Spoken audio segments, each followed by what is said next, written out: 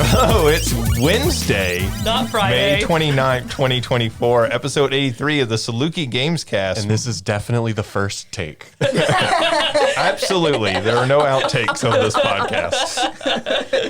My name is Justin Young. Joining me, as always, are Alicia Utecht, Christina Ivey, and Mario Sanders. How's everyone doing? Okay. Yeah, right. Very exciting. I was gonna say, I feel like I have the same answer to that every time. Did you do anything exciting over the Memorial Day weekend? We're recording early this week on Wednesday, not Friday. Not Friday, Justin. Because of scheduling conflicts and everything. But did you have anything exciting over the Memorial Day weekend? Not really. I watched the wrestling pay-per-view, and that's about it. Yeah. How did the wrestling pay-per-view go? I saw a couple of outtakes from it. It was mostly fine. There was one shot, I put it in our group chat. It's like some of the best camera work I've ever seen WWE do. Right. Where they had like a drone circle around the wrestler who was like standing on the top turnbuckle before they jumped off and splashed somebody through a table. It was great. A really cool shot. It was a great shot. It just sucked that it was for him. Yeah, it's for Logan Paul. Yeah. But who I will, I'm sorry, Logan Paul is a wrestler now. Oh, yeah. He's the champion. Yeah. He's the U.S. champ. Yeah. What?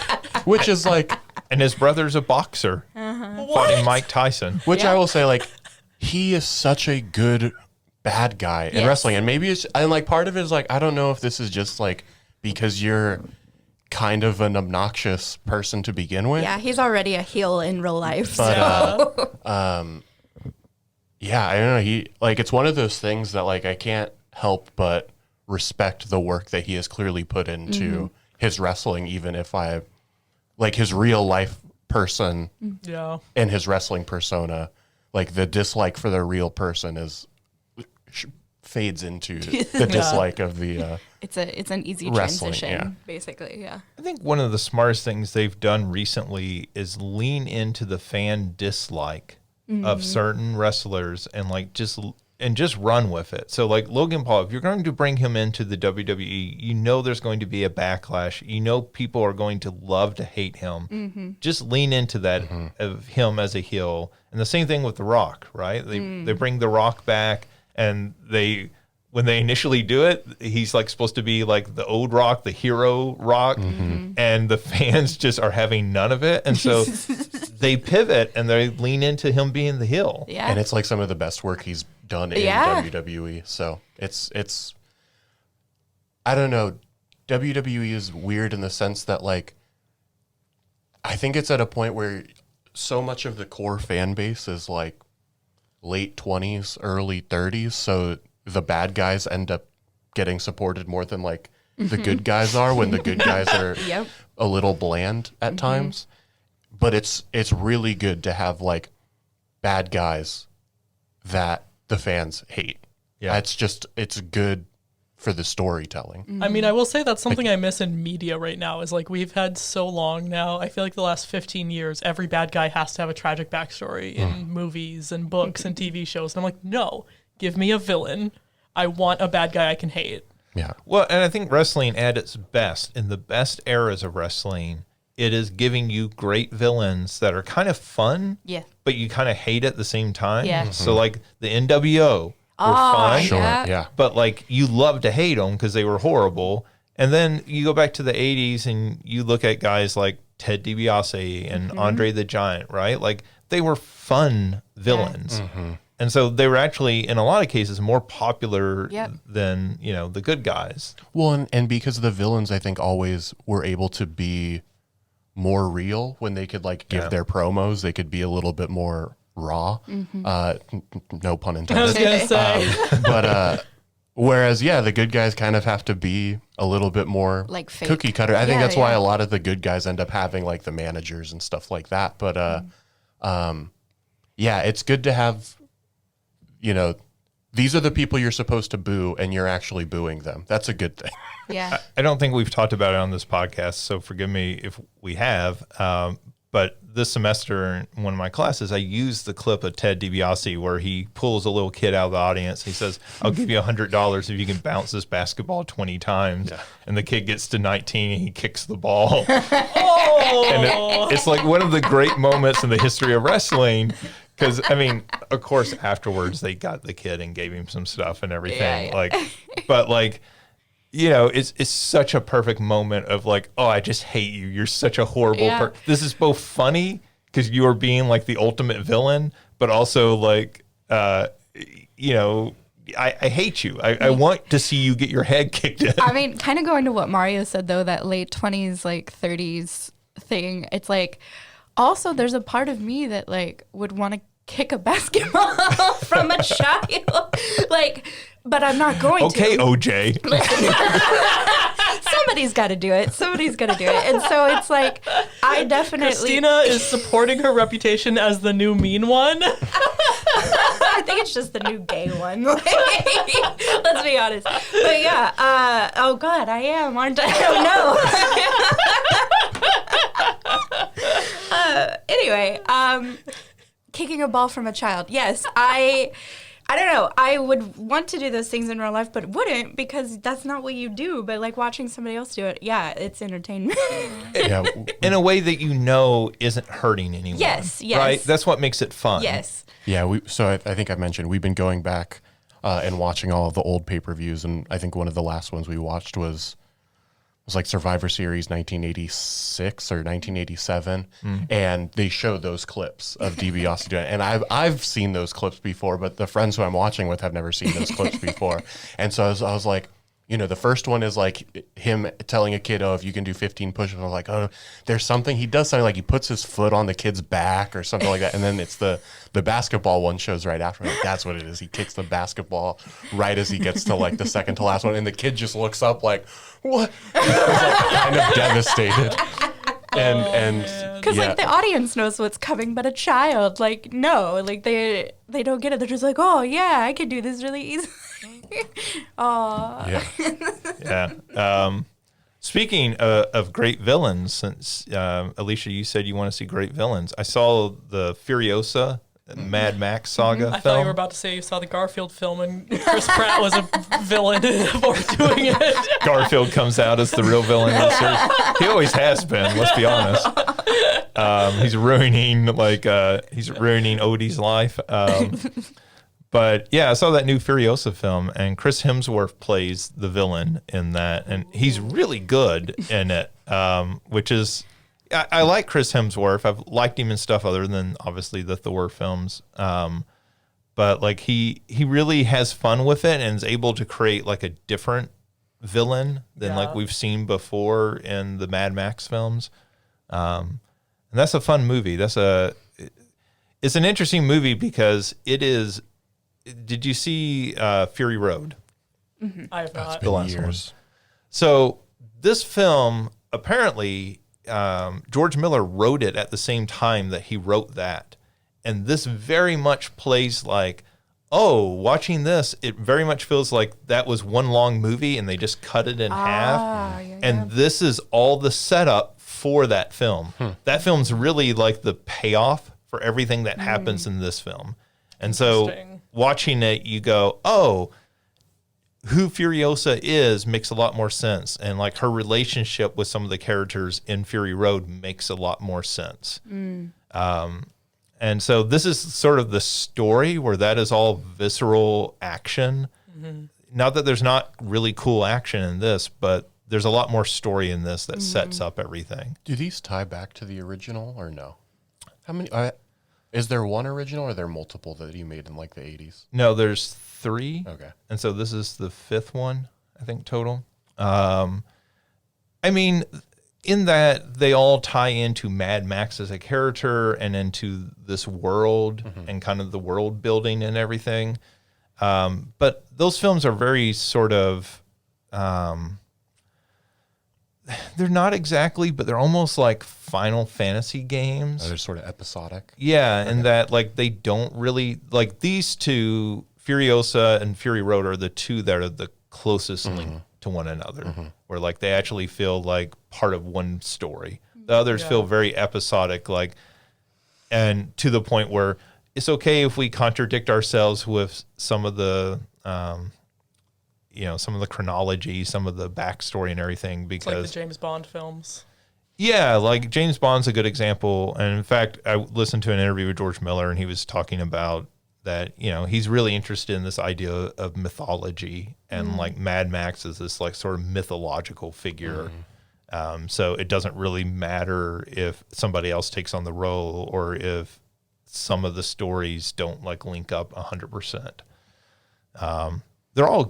I like all the films. I think they're all like fun to watch and everything. And I think he does different things with each one, which is, kind of George Miller's thing. I had to look it up because I get all the Chris's mixed up. And so I was like, Hemsworth, which one? Thor. Thor. Yeah. When you mentioned Thor, I thought he was just like a character maybe in the show. I didn't realize it was the Thor. So The Thor. the Thor. Has an acting career now. Yeah. Being a god is so overrated. Chris the Thor Hemsworth. This is what happens when people stop believing in religion. Like all these gods have to get day jobs. Yeah, the other thing that I did this weekend is I went to Heron Fest, or excuse me, let me be more technically correct. Heron Festival Italiano, which is Heron, Illinois is like 20 minutes from here or Not so. heron as in the bird. No. That would have been more interesting. It did take me a second to realize you were talking about the town and not the bird. I figured you were talking about the town, but I was like, I wonder if it's like they bring in some herons. Yeah, as well. like I was thinking like That is a Vulture crossover. Fest. No, like, that would be the Heron Festival, not the Italiano. Heron Festival Italiano. So you're a small town and you like say we're having an Italian festival. That sounds potentially interesting, but like I basically figured it'd be the equivalent of a county fair. Yeah, if that. So they had some Italian flags hanging up. I was wondering why they had one up. Anyway, sorry, continue. And then that was it. Like of the food trucks, there was nothing Italian. Like they had a Philly cheesesteak truck. But like there wasn't even a truck serving pizza. Like there's literally a Domino's like a block away from where they were having this. They could have brought over some pizzas and just set up a table and like sold people pizza by the slice. But no, there was nothing Italian. There was supposedly like a bocce ball tournament that was going on. I saw nothing of this so-called tournament. Is bocce ball Italian? I guess. I don't know. I mean, Did they think Italiano just means like they're gonna eat? Like, I mean, Italians do eat, but like, what do The rest of the world. What do Italians do? They like to eat. Okay, we'll get some food trucks. Festival Italiano, come eat. I don't know. Like, I was expecting, like, there'd be some guy in the back who would, like, break your kneecaps or something. They're like, we got Tony Soprano over here. That's Italian. Hey, I was like, some guy's gonna come and sing like opera or whatever, and you're like, some guy's gonna come break your kneecaps. I mean, it is here in Illinois. Yeah. Oh my gosh. So, I mean, if you want to go to like a little county fair with carnival rides and food trucks, it was neat. But as an Italian festival, I feel like anybody who was Italian who went to that would have been deeply aggrieved. Luckily, my Irish ancestry was not offended. Just like, go eat the potato, be festive. Hey, we need some potatoes and something to drink. We'll be fine. Oh my gosh. Well, let's move on to what we've been playing now that we've offended the people of Heron. But not the people of Italy. Hey, you didn't say it was bad. You just said it wasn't Italian. I think that's fair. I mean, if you go in with the right expectations, right? Like, it's going to be a little county fair, and then I think you got exactly what you were expecting. So, Alicia, what have you been playing? So I beat the first Apollo Justice game, and let me just say, I am so glad I held out hope for Case 4. We are so back. We are so back. I am so glad I held out hope for Case 4 because Case 4 is incredible. It brings back, one of the things I've talked about really appreciating from the original trilogy is like how it layers the story. So like things that you happen even in the tutorial trial end up coming back and mattering in some way. That was what I really liked about the first Phoenix Wright. It was when I realized those cases were intermingling together, so it was a bigger world and not like entirely episodic standalone. That really impressed me. Yeah, and Case 4 brings it. I still do think it has the same. The first Apollo Justice game has the same problem as the second Phoenix Wright game, where it has one case that is just completely disconnected. In Justice for All, it was the turnabout Big Top that everyone hates, and in the first Apollo Justice game, that second case with Waki Kitaki is just the worst. The director of the last two Thor films?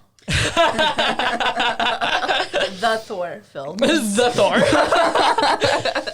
Yeah, the Kitaki family case is just the worst, and I hate everything about that case. But then, and I still think that there's better ways that they could have, I'm going to say this doesn't count as a spoiler because the rest of the game doesn't make it matter. But in Case 4, you find out that Apollo is an orphan, and it's significant who one of his parents is. And I'm like, that would have been great to like layer in earlier in the game. Like, tell me why this man wants to be a defense attorney. Tell me that he gave himself the last name Justice so he could make his doggone "Here Comes Justice" puns all the time. But Case 4, top tier of that game. Brings everything back. You get to play as Phoenix again, and it just made me very happy. So I beat that, and then now I'm playing Dual Destinies, which is the second one in the Apollo Justice trilogy. And I'm nearly done with Case 2, and this is back to what I expect. Case 1 already had some of that layering. Case 2 is this game introduces Athena as one of the new lawyers, Athena Sykes. And when it first tells you about the prosecutor, it's like, oh yeah, he's a convicted murderer. And she immediately knows who it is. She's like, it's Simon Blackwell, isn't it? And I'm like, how do you know Simon Blackwell? Blackquill. I am intrigued. Please don't tell me any spoilers, but please let me learn more. So this game is doing a better job than the first game at bringing in those layers again. Yeah, that's cool. It is a little more guided, I guess is the word, in terms of like, sometimes in the other games, you're just presenting everything to everyone until you hit on what you need for new dialogue options. And here it's like, oh, you wrap up, you present the things that you need to this person, and you talk through all the dialogue options, and then the characters are immediately like, okay, well, we better go back to the detention center and talk to our defendant again. And like when you first get there, it has Apollo or Athena or whoever be like, yeah, I can't forget to talk to them about this piece of evidence. So like it's a little more guided in that way, whereas the other games kind of are a bit more trial and error in some of that. But it's not to an annoying point. I wonder if that was a result of feedback from the early games of people being frustrated and lost about what to do next, and so they decided to build in some more guidance. Yeah, I think it must have been, which works on the one hand is nice because, sometimes you do have so much evidence and you don't know what's still relevant, and you just are presenting everything for 5 minutes and getting the same generic response for, hey, no, this isn't important. But so yeah, it doesn't bother me. It just it feels like it keeps the game moving faster, especially when you present, say you need to present 2 pieces of evidence to get 2 new dialogue options, and then you get through those, and then the game is like, okay, cool, that person's gonna leave now. Yeah. I personally, I kind of appreciate that when a game tells me there's nothing else you can do here. Yeah.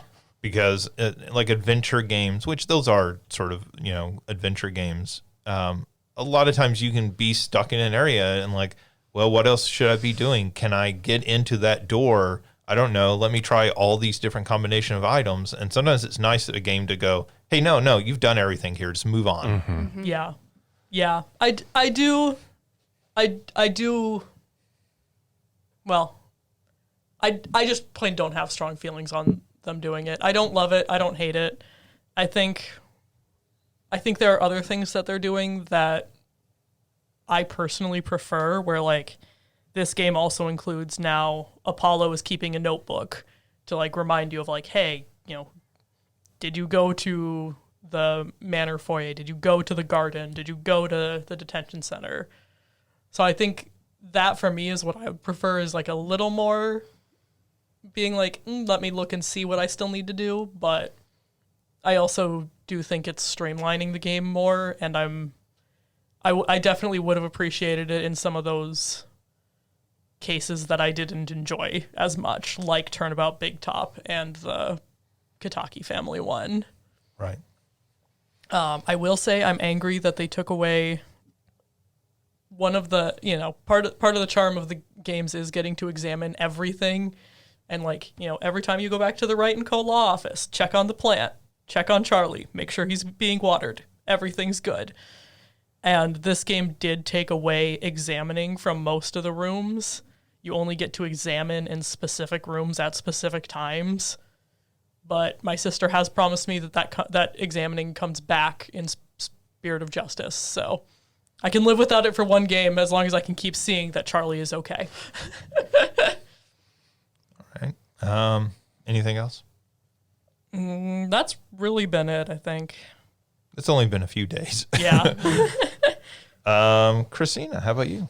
Yeah, so since it's only been a few days, I've mainly just watched stuff. And the big one right now that I've watched is Killer Clowns from Outer Space. Has come out.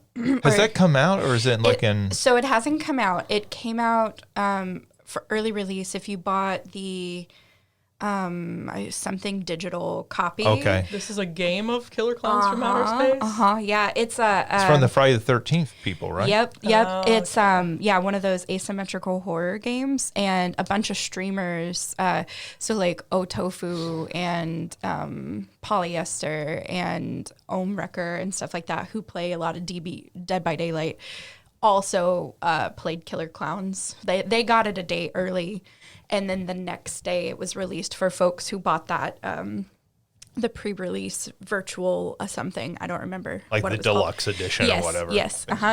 And so yeah, it looks really cool. It is definitely more similar to Friday the 13th than any of the other asymmetrical horror games. Where you can either play as a clown or as a human. If you're a clown, you the different clowns have different abilities. All of them have like a little ray gun where you can turn somebody into cotton candy. And then they pick up the big like cotton candy. It's like if you've seen like a horror movie where like a spider has spun a person into like a cocoon of web, make that pink, and that's, you kind of have the idea. And so then they lug. Can you just eat your way out? Of you get sharp objects to cut your way out. I wish you could eat it, but I bet there's something toxic about alien cotton candy. I don't know. But then they lug them around. I think there's something toxic about real content. I mean, all of the sugar. Yeah. But at the same time, I feel like somebody had to try eating their way out in universe before they figured out to give you the sharp objects. Yeah. I would make myself sick trying to escape. I'd be like, it's so sugary. No, I got cotton candy For a fourth time. Oops. And like you come out and it's like all around your mouth. You're and sticky. Yeah. They should actually build That's that like into the second tier of villain, actually. I was gonna say you eat the cotton candy and then that's how you become a clown. I was about to say, like, yeah, they have. I don't even think you become a clown. You just become the sticky person that nobody wants to get touched. The clowns are even like, no. Oh no! That's basically a toddler. I was just thinking that. I'm like, No, don't touch me. Don't This touch is me. why I don't want children. They're always sticky or sick. Oh man. So the reason why you're doing that is because if you get 4 at this little generator area, this machine starts making little minions that can roam around, and they're like evil little clowns that are AI are AI controlled, and that will warn the bigger clowns, so the characters that are actually being controlled by people. Do they say banana? No, they just go and then like jump on people, and you've got to push like buttons back That's and somehow less scary. Yeah. They say, banana. Banana. I think we just found Christina's chaos. That was not me. Anyway, so that's the clown. If you're the humans, you first of all have really rad 80s looks. But We already knew it was 80s from the fact that you said the word rad. right. I'm very much in character. But yeah, you're just like with Friday the 13th, there's a variety of ways that you can escape, and you have to do certain things. So like the one that I saw first was just like with Friday the 13th, where you're trying to find like the battery and stuff for the boat. You first have to go clear off the cotton candy aura from the boat. Which is Not cotton candy itself, just the cotton candy aura. That's exactly what it is. It's like a See, you could have made this like such a good rock, paper, scissors type of fighting game where like the clowns beat the humans beat the cotton candy sticky mess people, and the cotton candy sticky mess people beat the clowns. I think good. that's inevitably what happens. I didn't watch all of it, so no, I'm just kidding. So yeah, it's very similar to that. You can kill the clowns, and then they have like a 40-second cooldown where they then come back. Mm-hmm. And it even tells you at the beginning of the game, oh, hey, the clowns are especially sensitive around their nose. And so, yeah, you just like smack them in the face with like with a bat on their nose, and they like die for 40 seconds, so you can go about your business. Well, yeah, the cooldown is them wiping the cotton candy stick off of themselves. Right, exactly. It's unstickying themselves. Mario, did you watch this too? I'm the developer of this game. I didn't want to say it. I think we're having more fun than some of the people playing. No, it seems like it'll be a good game. I see it being as much fun as Friday the 13th was, which I enjoyed the game. But I see it having similar staying power, just minus all of the copyright issues. So it'll definitely be around longer than Friday the 13th. But it's the same problem where they're basing all of their staying power just on one IP, and so. Again, I've talked about several times about how I think that's the smart thing about Dead by Daylight is they created a universe that other things can be sucked into versus relying on one singular universe that doesn't have the ability to do that. But it'll be really fun. I'm excited for it to come out because it looks like a lot of fun. Yeah. Because it's still got that like campy horror of the movie, and and all the cotton candy. So How many? Sorry. no, you're fine. How Go many ahead. people can play at a time? Oh, that's a good question because there's like the biggest game I saw. So, and I'm pretty certain it was a full lobby. Was like 4 clowns, and then I want to say 6 to 8 humans. Because that was the thing with the Friday the 13th game. It was just obviously one Jason Yep. and 4, 5 campers. 5 5 or 6, I think. 'Cause- Like Yeah. it was. I think it's 5 or 6. Yeah. Okay, and because I thought that was one of the better things about the Texas Chainsaw game was Yes. that there were Multiple multiple roles And- as a killer, and they actually, do different things. Dead right? by Daylight they announced at their birthday thing that they're having a new game mode where it's 2 killers and then 8 survivors. So even they were like, "Oh, this is based on the feedback we're getting." Because that one's typically 1 and 4. Yes. Right? Hmm. And the 2 and 8 thing is really cool because like the killers can like work off each other's abilities. Yeah, that's what I was just basically. thinking. Yeah. You could have like one that's more of a support and, Yep. yeah, that's really cool. And so apparently the killer clowns, I didn't get to see a lot of it because again, the folks who were playing were also new to playing it. But apparently that's the same thing with the clowns is each clown has its own special ability. But if you have a full lobby of all of them, then they can kind of work off each other's abilities, which again, it looks really cool. To me, one of the most fun things about these type of games isn't the outrageousness of it, although that helps. But I really like the co-op when you can find decent folks to play with. Yeah. And so I don't know. I'm looking forward to it coming out and playing it. It looks really cool. Yeah, I think I saw it last night on Steam, but it was still pre-order. So maybe Yeah. it came out today. Maybe it's later this week that comes out for everyone. It comes out very soon. I don't know when. Yeah, but yeah, I think that's a really good point about like having like just this one universe, right? And like Killer Clowns from Outer Space is one film, Yeah. as far as I know. Yeah. And it's a film I saw like maybe 30 something years ago. Yeah. And I haven't seen it since. I think I've only heard of it from Mystery Science Theater 3000. Yeah, and so There's a song, right? So there are Killer Clowns from Outer Yeah. Space song. I think I've only heard the song. but like when you talk about a property that could carry an entire game for a long period of time, it's not the first thing that comes to mind. For sure. In the same way that say Jason or Freddy are, right? And like Freddy, because there's lots of different things you could do, lots of weird things with the dream world Yeah. and everything you could kind of play around with. And so, yeah, I mean, like, I do sort of wonder, like, what is the staying power for a game like this? It feels like the Texas Chainsaw Massacre game kind of came and went. Yes. And there probably are people still playing that, but it didn't have the same like effect that the Friday the 13th or Exactly. Dead by Daylight did. And part of that may be that, like, when Friday the 13th and Dead by Daylight came out, there was really nothing like that. right. And so I could definitely see that being a reason why Friday the 13th lasted as long as it did. But you're right. Everybody was like, oh, Texas Chainsaw, this is going to be the new Dead by Daylight. And I was like, no, it's not.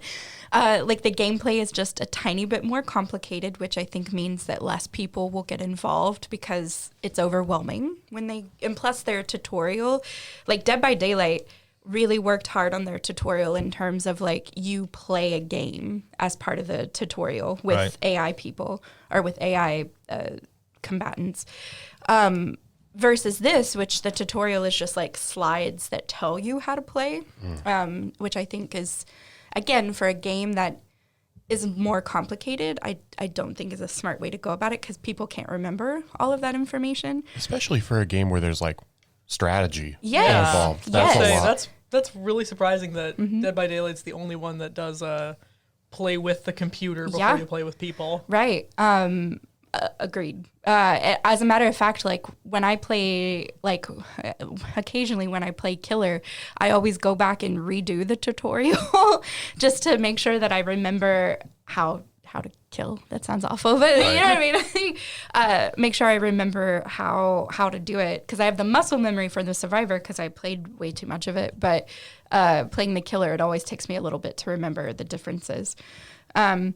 But yeah, there was another game too, Ash. Evil Evil Dead. Yeah, that one lasted even shorter than Texas Chainsaw Massacre, and I actually thought about it because this game kind of goes in stages as well. Like you, as a human, you're trying to escape before the clown apocalypse happens at the very end, and if you don't make it, then you essentially are having to experience the clown apocalypse, and it's weird.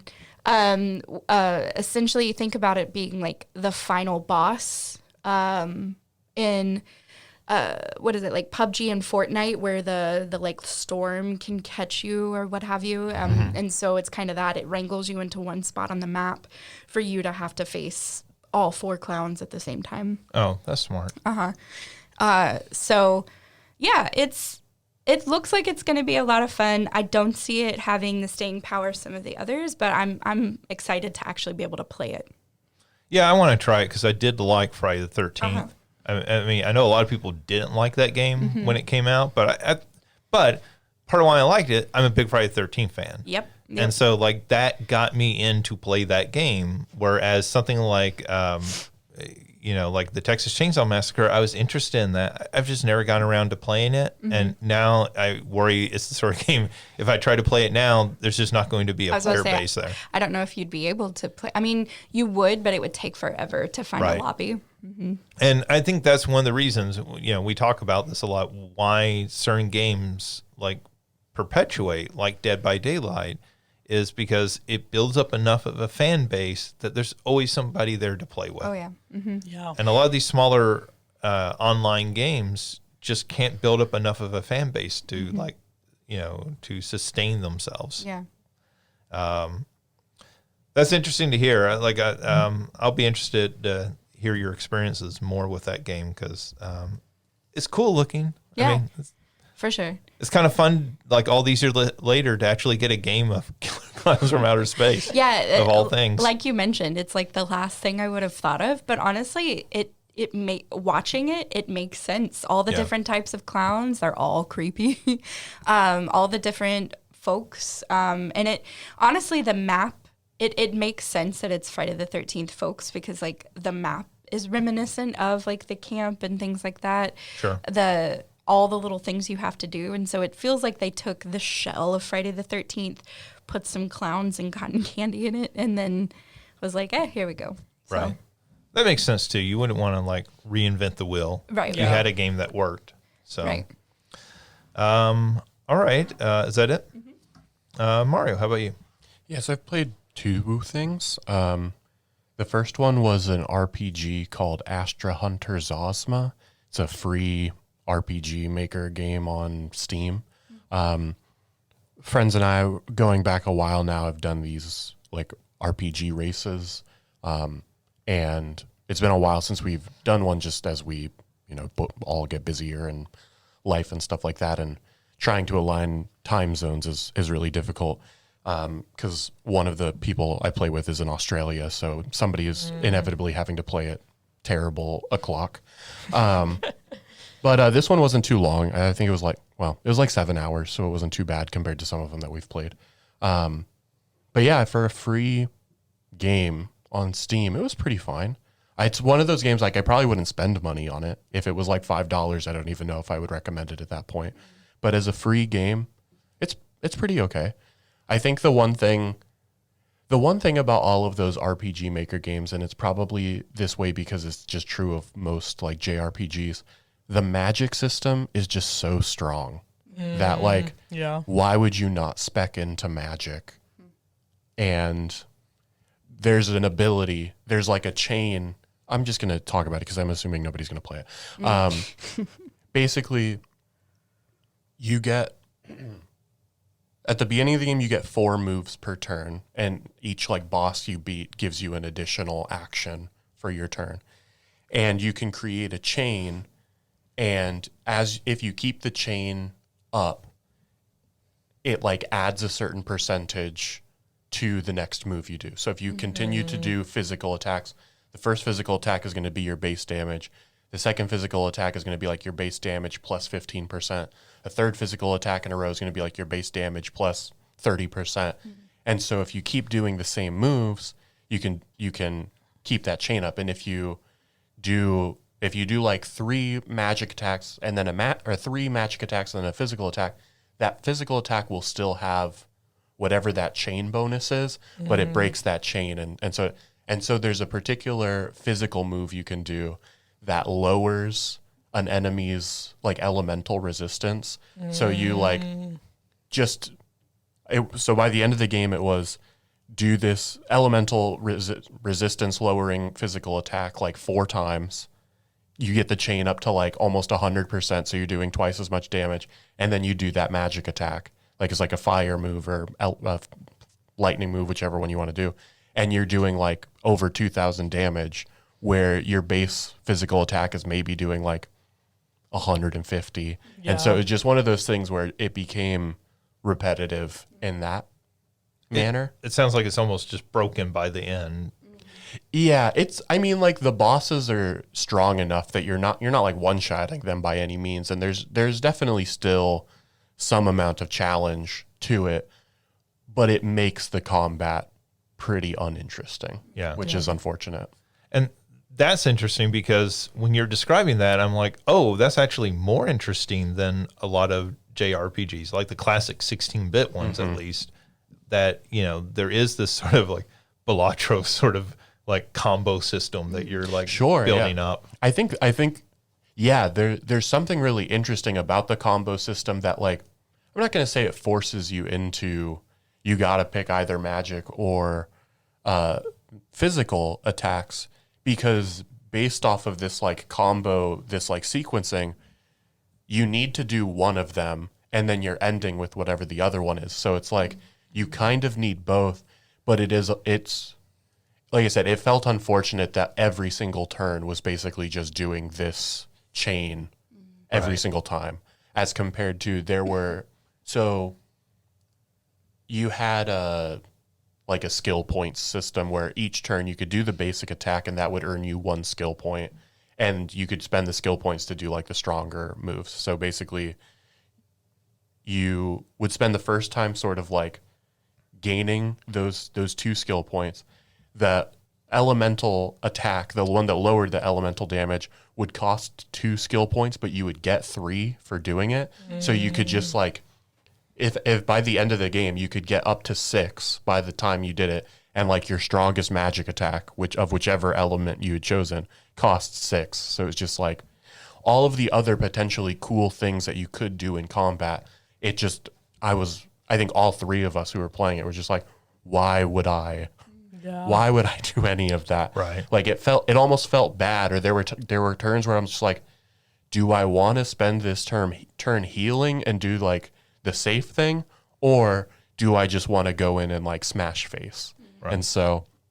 And then you had an AI partner, which was frustrating because you had no control over what they would do. And so it's just, there were so many turns where they would heal you when you're already at full health and you're just like, oh my God. It's the opposite of the Donald Duck problem in Kingdom Hearts. And you had some control. So like you could basically, they had a list of moves and you could turn off. Like you could say like, I don't want you to do this, I don't want you to do that. Mm-hmm. So if like your partner, if you gave them equipment that spec'd them into physical or magic, you could make sure that they were doing physical or magic moves, but you didn't get to choose which they were doing. And so, like I said, there's something about it that I think is cool, but the combat is unfortunately like so much of the game, and it becomes so repetitive that even though for a free game, it's well made, that part makes it hard to like enthusiastically recommend to somebody. Mm-hmm. Well, and I think that's one of the challenges. Like you go back and you look at 8-bit games, a lot of times they are broken in that way, right? Where like very early on, it seems like, oh, this is a really cool, intricate system. And then by the end of the game, you're like, oh, I've completely cheesed the system so that the game has no challenge anymore for me. And I think one thing that games have gotten much better at over the years is balancing that and figuring out like, how do we keep that challenge throughout the entire run of the game, right? And I know there are still ways that people get around that, but making it so that when you get late into the game, there's still that challenge there. I mean, you think about games like Elden Ring and stuff, right? Like those games feel like ones you should be able to cheese really easy, and I guess some people have probably figured out ways, but those games feel challenging all the way up to the end. And so that's, I feel like games have evolved in that way to better balance that. I'll say there's like one boss in particular that strategy works against, but I think I don't know if it's like there's a level threshold that I was lower than. I mean, I know I was lower than it, but I was lower than it for the other bosses as well, and it didn't really matter. That this one is just like a bigger difficulty spike, and I think we all agree this is not the final boss in the game, but it's like the third to last boss or fourth to last boss. We kind of all agreed, like, yeah, this is probably the toughest fight in the game, and I think it's because of like the additional sort of minions that enemy has, that they would continuously respawn. So like, do I waste my time taking these things out?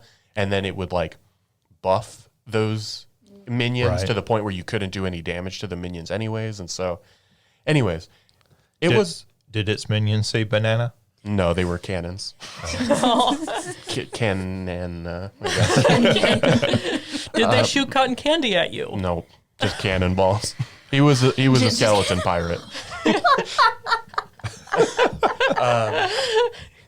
But like I said, I can't like enthusiastically recommend it. But if you're looking for an RPG and you don't want to spend any money, I think it's a perfectly like adequate game.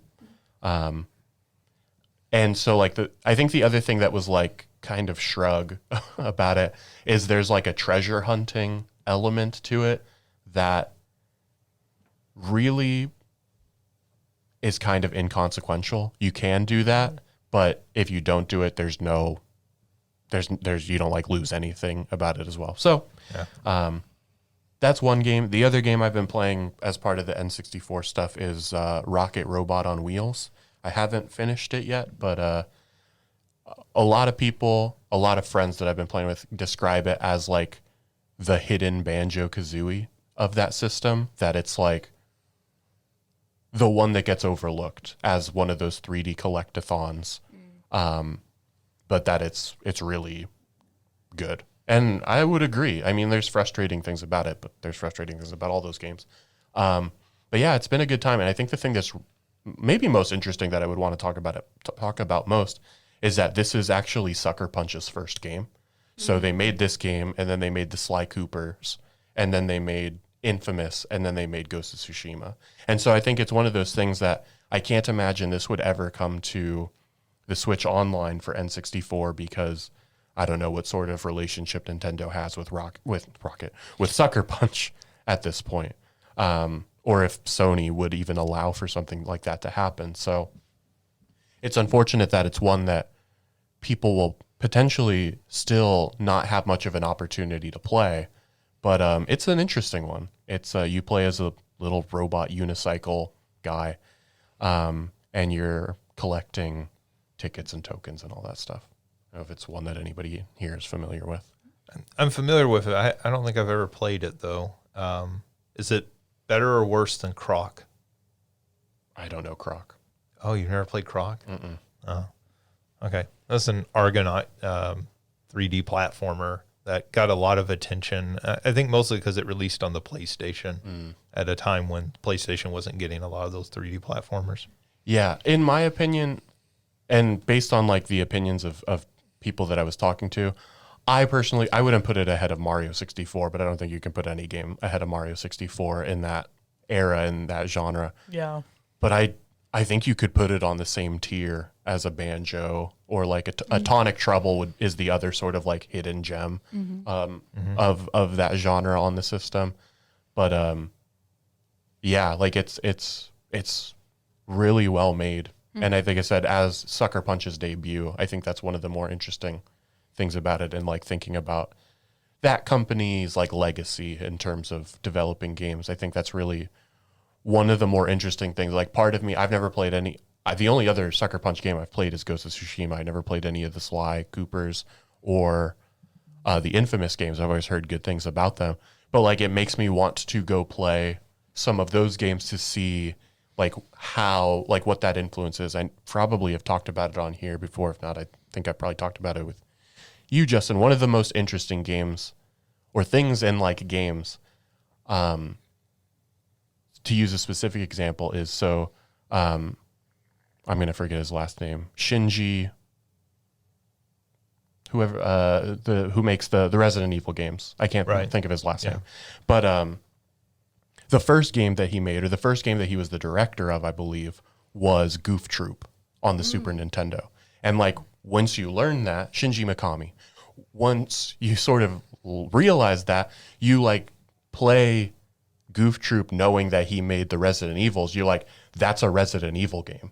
That's the one that's the sort of Zelda style game overhead. Mm-hmm. Yeah. And you can play as both either Goofy or Max. Right. But like the ways that you interact with enemies, the like rooms are very much more like puzzle based than, you know, doing anything else. Like you can engage in combat, but you're kind of not trying to.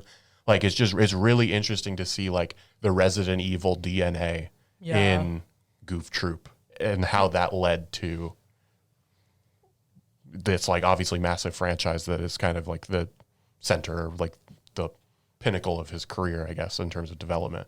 But so yeah, like it's really interesting to playing Rocket, thinking about what they went on to make after that.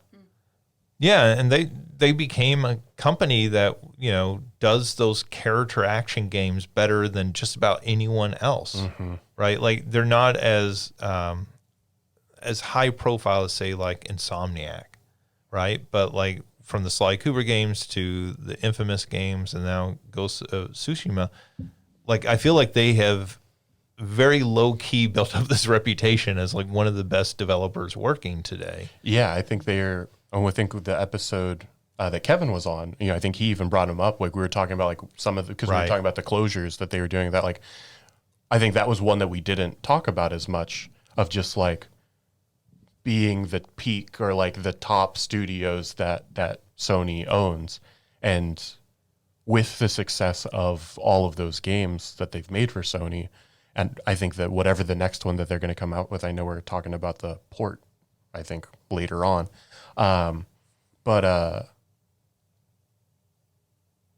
Yeah, like I think that you're just thinking about the games that they make, whatever the next thing that they make will be like highly anticipated. I'd love to see them make we can talk about this more later, but I'd love to see them make another Infamous. Like I love those first two games, and even the third one, which isn't as good, is still like a pretty amazing game. Still waiting for Sly 5 because 4 ended on a cliffhanger. And so, remind me, is Infamous, the two games that I always get mixed up are Infamous and Dishonored. Is Infamous is the superhero game. That's the one where you're like shooting lightning beams out of your hands? Okay. Yeah. And I don't know how well those original two have aged because they were, you know, not early, but like fairly early on open world action games. But at the time, they were really like kind of fun and exciting games. I feel like, I guess this isn't super recent anymore, but I feel like I replayed the Sly trilogy in high school and they had still aged really well at that point. Yeah. So that was... You were saying there's some issues with the port or something like that? Yeah, I'll talk about that when we get there. Okay. Because that is a thing I am thinking about. But other than that, that's about all I've played. All right, cool. Let's see. I played a couple of things. One of these, Sinuous Saga Hellblade 2, I had actually started before last Friday, our podcast, but I hadn't nearly touched it enough to like comment on it.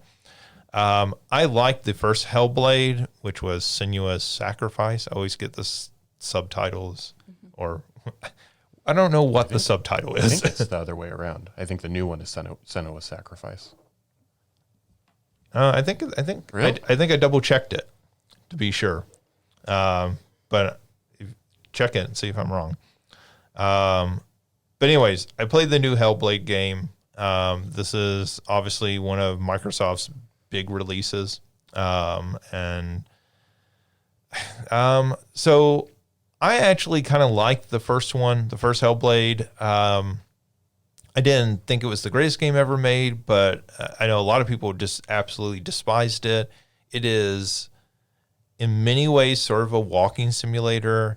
The thing that really got that game a lot of attention was its attempt to address mental health in a character. So the first thing they tell you on this game is you should wear headphones while you're playing this.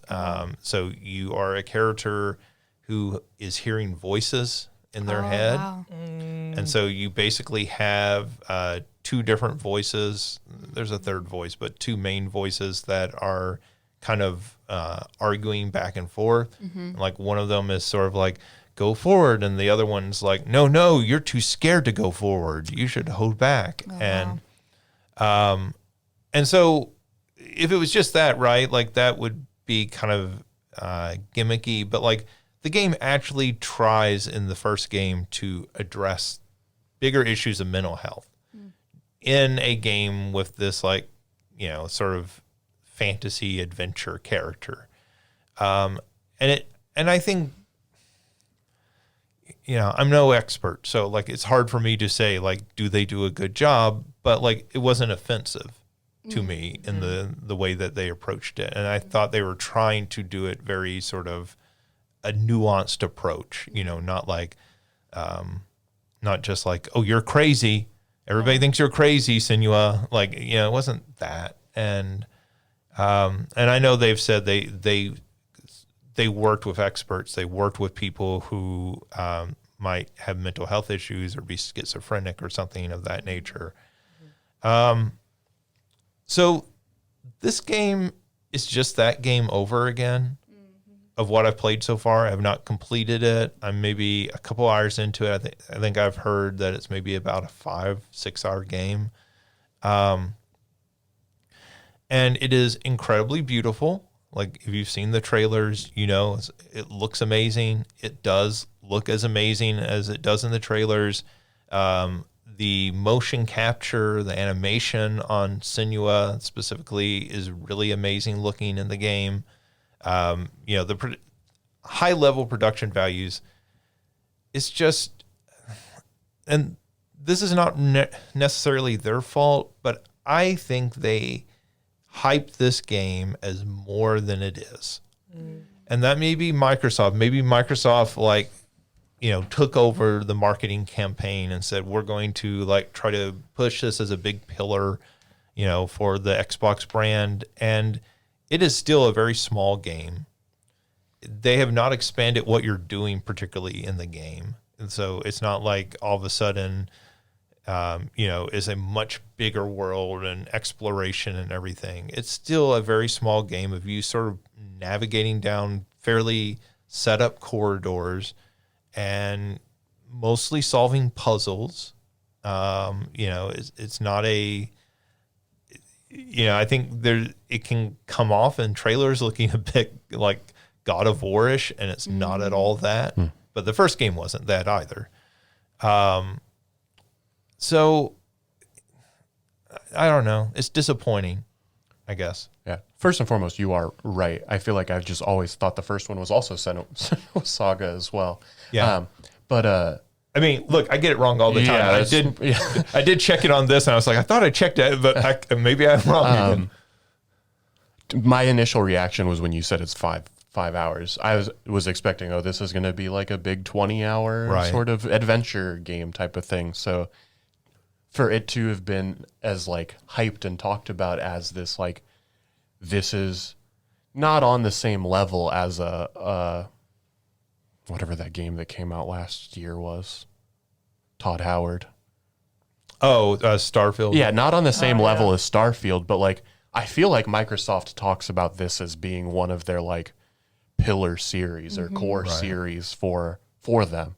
And I think it still can be that as a 5 hour game, of course, but that's not what I would have guessed for sure. Yeah. And it's, I think the problem is, what do you want out of this game? If you're okay with it being a sort of walking simulator with high production values, with occasional puzzle solving, which the puzzle solving is basically manipulate the camera so that things line up with one another, which is fine. Those puzzles are fine in a game. You could build an entire game around that. But if that's fine with you, then I think you'll enjoy the game. If you're expecting anything more out of this game, I think you're going to go in and be hugely disappointed. So I think it's really a case of setting expectations. And for me, I think I had a little heightened expectations because I was like, well, the way they're hyping this, surely this is more than the original game, and then it's not. But I like the original game. My problem after my expectations were kind of blown, is now looking at it and going, well, it's just the same thing. Yeah. Like, sequels to me are at their best when they sort of expand upon the first game and build upon that basis, right? Like, you're not really wanting the exact same thing over again. And more than anything, that's what this game feels like of what I've played so far. Maybe in the last hour or two, it really opens up and does something wild and different. But I just think most people playing this game are going to be disappointed with it. And I think even people who like the first game are going to be at best pleased, but not excited or expectations blown by it. If I can be completely honest, I'm kind of glad to hear this because this is probably makes me more likely to play it. Because I was thinking it was some big God of War like game. Yeah. And I was like, I don't know if I want to invest in that amount of time to play something. So to hear all this, I'm like, oh, okay, well, if it's not going to be stressful in that way of quick action, Right. yeah, honestly, I might be more likely to play it. Did you play the original? I didn't. I mean, I've wanted to, but I think, like I said, that's kind of what I've expected the game is. I would say maybe play the original before you play this one because I think you can play it without. There's a recap at the beginning, sort of the story, but I feel like the story is building from that. So I think maybe you get more out of it if you played the original. And I imagine the original still holds up perfectly fine. That was a really good looking game at the time it came out. Yeah, if I did, I would play through the original. And that's also a really short game. Yeah. That's again, 5 hours maybe. It may be shorter than that. It may be something like 3 or 4 hours for the original. I think the biggest thing that makes that, I don't know if disappointing is the right word, is I imagine, granted this is on Game Pass, I imagine they would be charging $60, $70 for this game. I think I saw that it's 50 on PC. Okay. Which is still very high. That's a lot for that short of a game. Yeah. Again, There's not much replayability to this, right? Sure. If it's a 5-hour game, well, it's what we talk about. It's one of those things where it's almost like, considering how much I've played something like a Stardew Valley or a Balatro or Hades, I would almost be more quick to spend $60 on a game like that basically has infinite replayability Right. Yeah. than something like a God of War that is it's going to be 18 hours, but once I get through it, I'm never going to play this game or even put it in my PlayStation again, probably. Yeah. Yeah. I mean, but I think it's easier to justify a game like God of War to most people at $60. And they spend $5 billion to make it as Right. well. So. But yeah, disappointing, I guess is the right word, or underwhelming might be a better term. The other game I played was Multiverses has relaunched, and as part of that launch, they have the Rift mode, which is the single player story mode. Okay. So this is the equivalent of somewhere between. Oh, what was the name of the mode in Smash Bros. Where they had all the Subspace Odyssey. Oh, yeah. Subspace Emissary. Emissary. And then and then the new mode in Ultimate. World of Light is the ultimate one. Yeah, obviously, those names are good because nobody can ever remember them. But anyways, it plays sort of like a mix between the two of those, I guess I would say. So you start it and Batman is training you. Batman's recruiting you to come fight in the multiverses war that is happening. And you're taking on. I'm in. Well, so it starts all this with there's CG little animated intros to it all and everything, and so you're fighting Marvin the Martian in the tutorial, and then from that you go on and are battling the Joker, but And so are you just picking whichever I was, character you I want was to just start about to with? ask that. Do you have an assigned starting character or? You have a few. You are assigned, I believe, at the beginning when you are going through the tutorial. You have to do that as Shaggy, but then it opens up and it gives you like a choice of like 6 characters. So like Wonder Woman was one of them. Oh man, I'm drawing a blank on who else was available. I feel like LeBron has to be available from the start of the game just because I can't imagine you going in as like John. So you just want me to fight this human man? So, like, one of the characters that I did unlock after maybe it was just like joining like at this time. Maybe right now they're giving the character away, but I did get Jason Voorhees. So I had a friend who was playing online and he had Jason as well. I think that's the reason he was playing it, but yeah. yeah. So, but anyways, after you complete the tutorial, you are like put into like the first episode, and this is you're battling the Joker.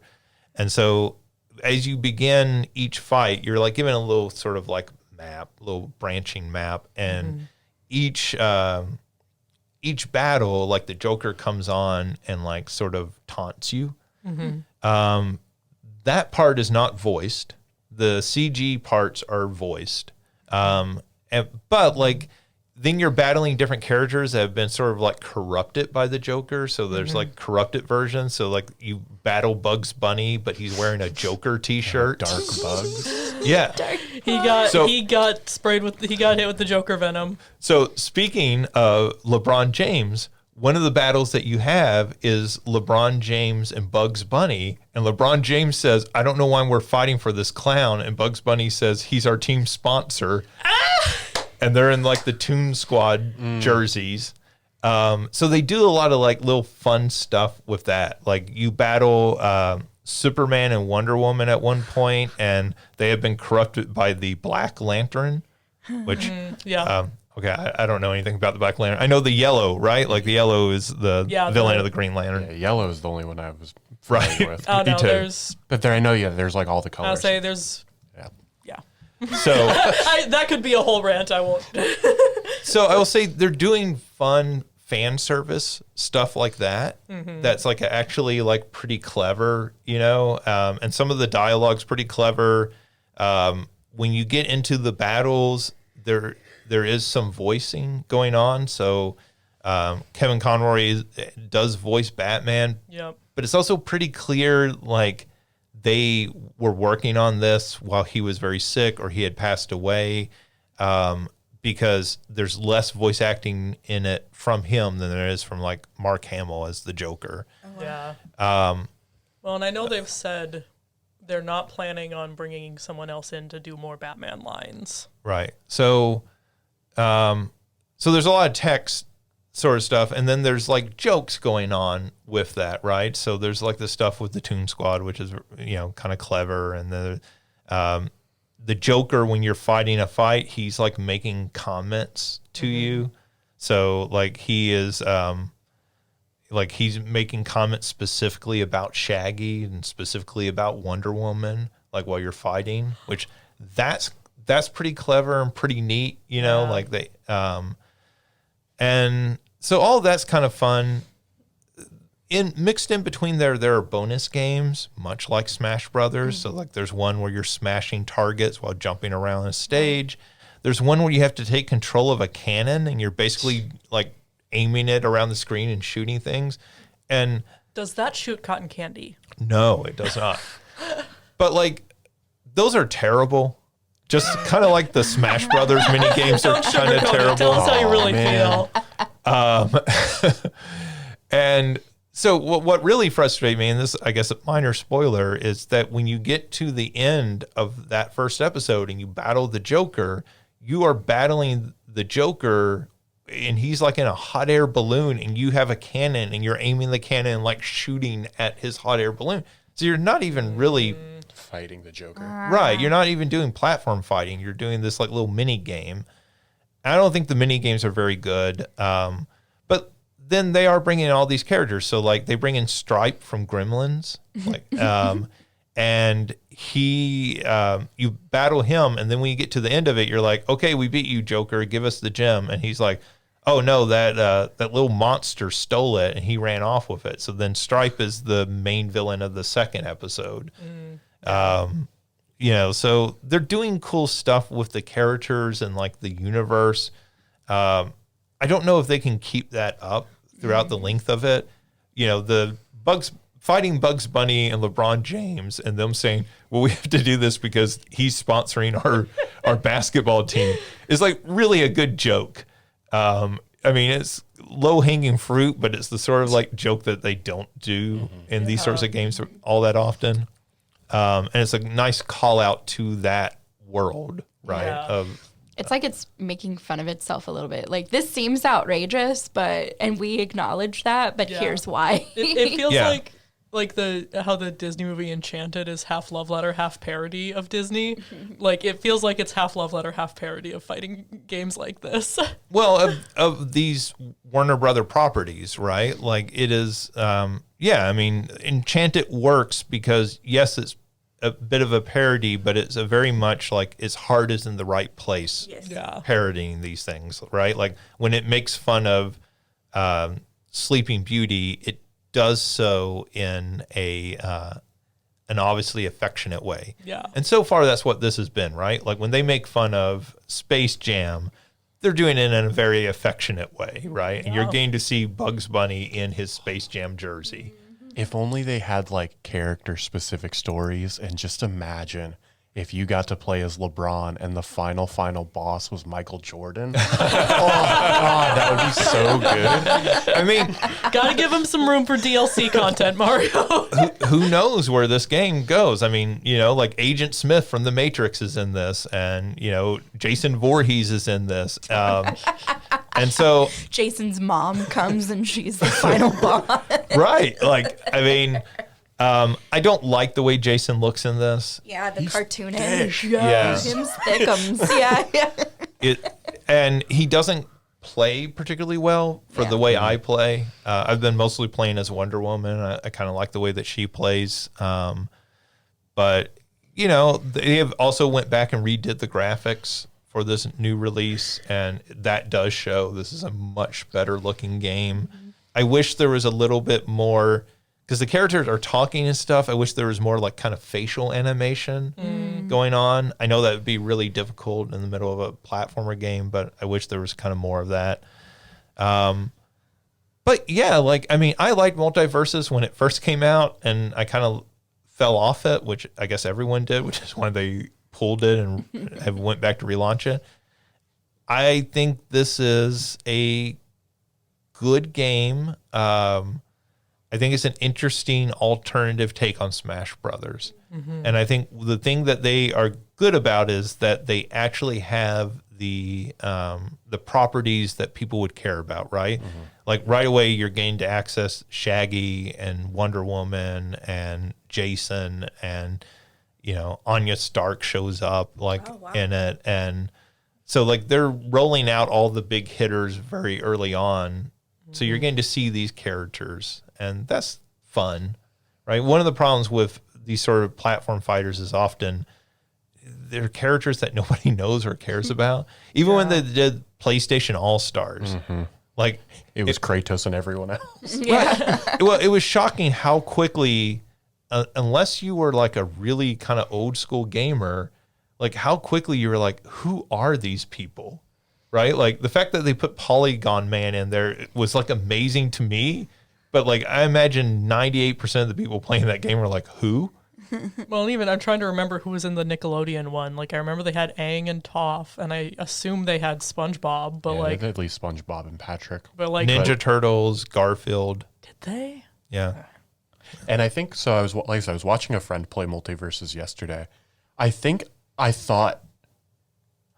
had seen the Nickelodeon game, and I combined those two, thinking that I knew that they were different games, but I assumed that gameplay was Multiverses and not the Nickelodeon game. So when I was watching, like, oh, this looks better than either A, I remember it being, or B, what I thought it was. Right.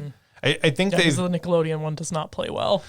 Well, the first one doesn't. They made a second Nickelodeon game, and I think that's supposed to be better playing. Okay. I haven't actually tried it. I only played when we played it at Playing for Pets. Right. But- My only engagement with that game is one of the songs, and the song is really good. So, yeah, All right. it's like a traffic jam. It's like look up the song "Traffic Jam" from the Nickelodeon All Stars soundtrack and disagree with me. Well, I mean, yeah, I think of these platform games outside of Smash Brothers, this is the best one I've played. Do I think that's enough for it to find an audience and hold on to that audience in the way that Smash Brothers has? I'm less sure of that, right? But I would play this at a party. Like if I had all the characters unlocked and everything, I think this would be a lot of fun because there would be enough characters in this that people knew and recognized and would want to play as. Yeah. I think the thing that makes me think it might have the staying power is because Multiverses is PC only, right?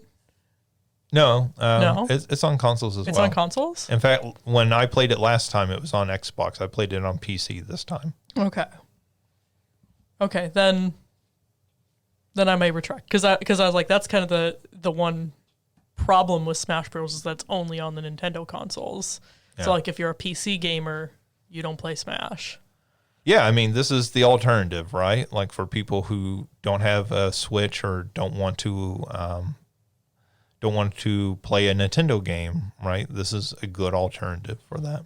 Yeah, well, and you mentioned it, and Christina's mentioned it a number of times, and we've talked about it when talking about Fortnite or Dead by Daylight.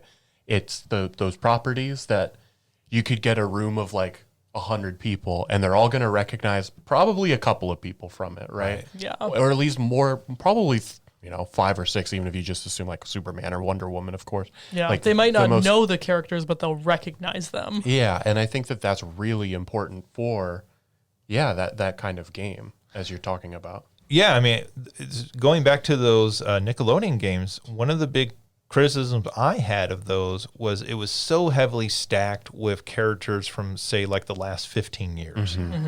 And those are characters I just do not know. I have no affection for, right? Like, that was my thing. Like, put Barf from You Can't Do That on Television in there, right? Like, and that's fine that kids don't know who that is, but people my age, Parents will know who that is. yeah, Who they might be playing with. parents, yes, thank Well, you. I'm just saying. Twisting that Yeah, well, knife. you're saying the kids. The kids probably have parents. But people my age are going to like go, yes, that is who I want to play as. Put Moose in there, right? Let me play as Moose from You Can't Do That on Television. Let me play as Alanis Morissette from You Can't Do That on Television. God. Someone play as Amanda Bynes from the Amanda Show. Oh no. But like, yeah, that brings up some other I was issues. about to say. The show already stole the Spyro music and had it in the end credits. Just now you can put Spyro music in officially. Oh, I was just thinking with the documentary that just came out. I don't think anybody's gonna want to touch that. Yeah, but like, oh gosh, I forgot about that. and so, yeah, I think that's a good point that this is multi-generational properties. Like this has the Adventure Time characters in it. So like that's neat. Like I don't really know that show at all, but I know people are really into it. And, like there are some properties that have been reinvented. So like, certainly Batman, Superman, Shaggy, I know younger kids do know Scooby-Doo, but that's still kind of a more older property. Yeah. Certainly Game of Thrones is something that little kids probably don't know. Please don't know that if your little kids should not know Game of Thrones. So, but I think that's the thing that they're doing really well in this is like, we're just going to kind of, throw darts everywhere. And so there's at least something that everybody can be interested in playing in here. Obviously like Jason Voorhees is exciting for somebody like me. A 12-year-old probably has no interest or even knows who Jason is. Well, it's what we were talking about. Was it last week? I don't know if it was on the podcast. Maybe it was before the podcast. But we talked about like the 4-quadrant movies. Sure. Like, Yeah. this kind of is that 4-quadrant game where everybody's going to know somebody from this game. So it doesn't matter who you're in a room with. If it's 4 players or if it's more,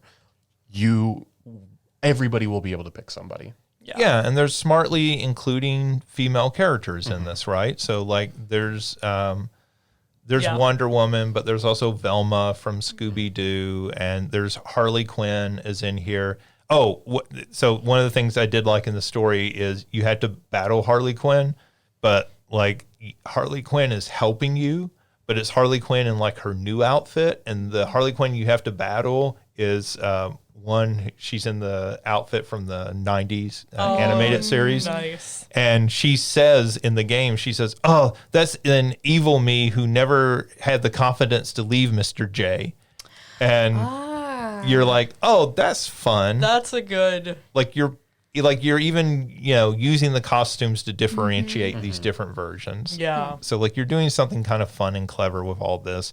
So I actually intend to keep playing that single player mode, even though I hate the mini games.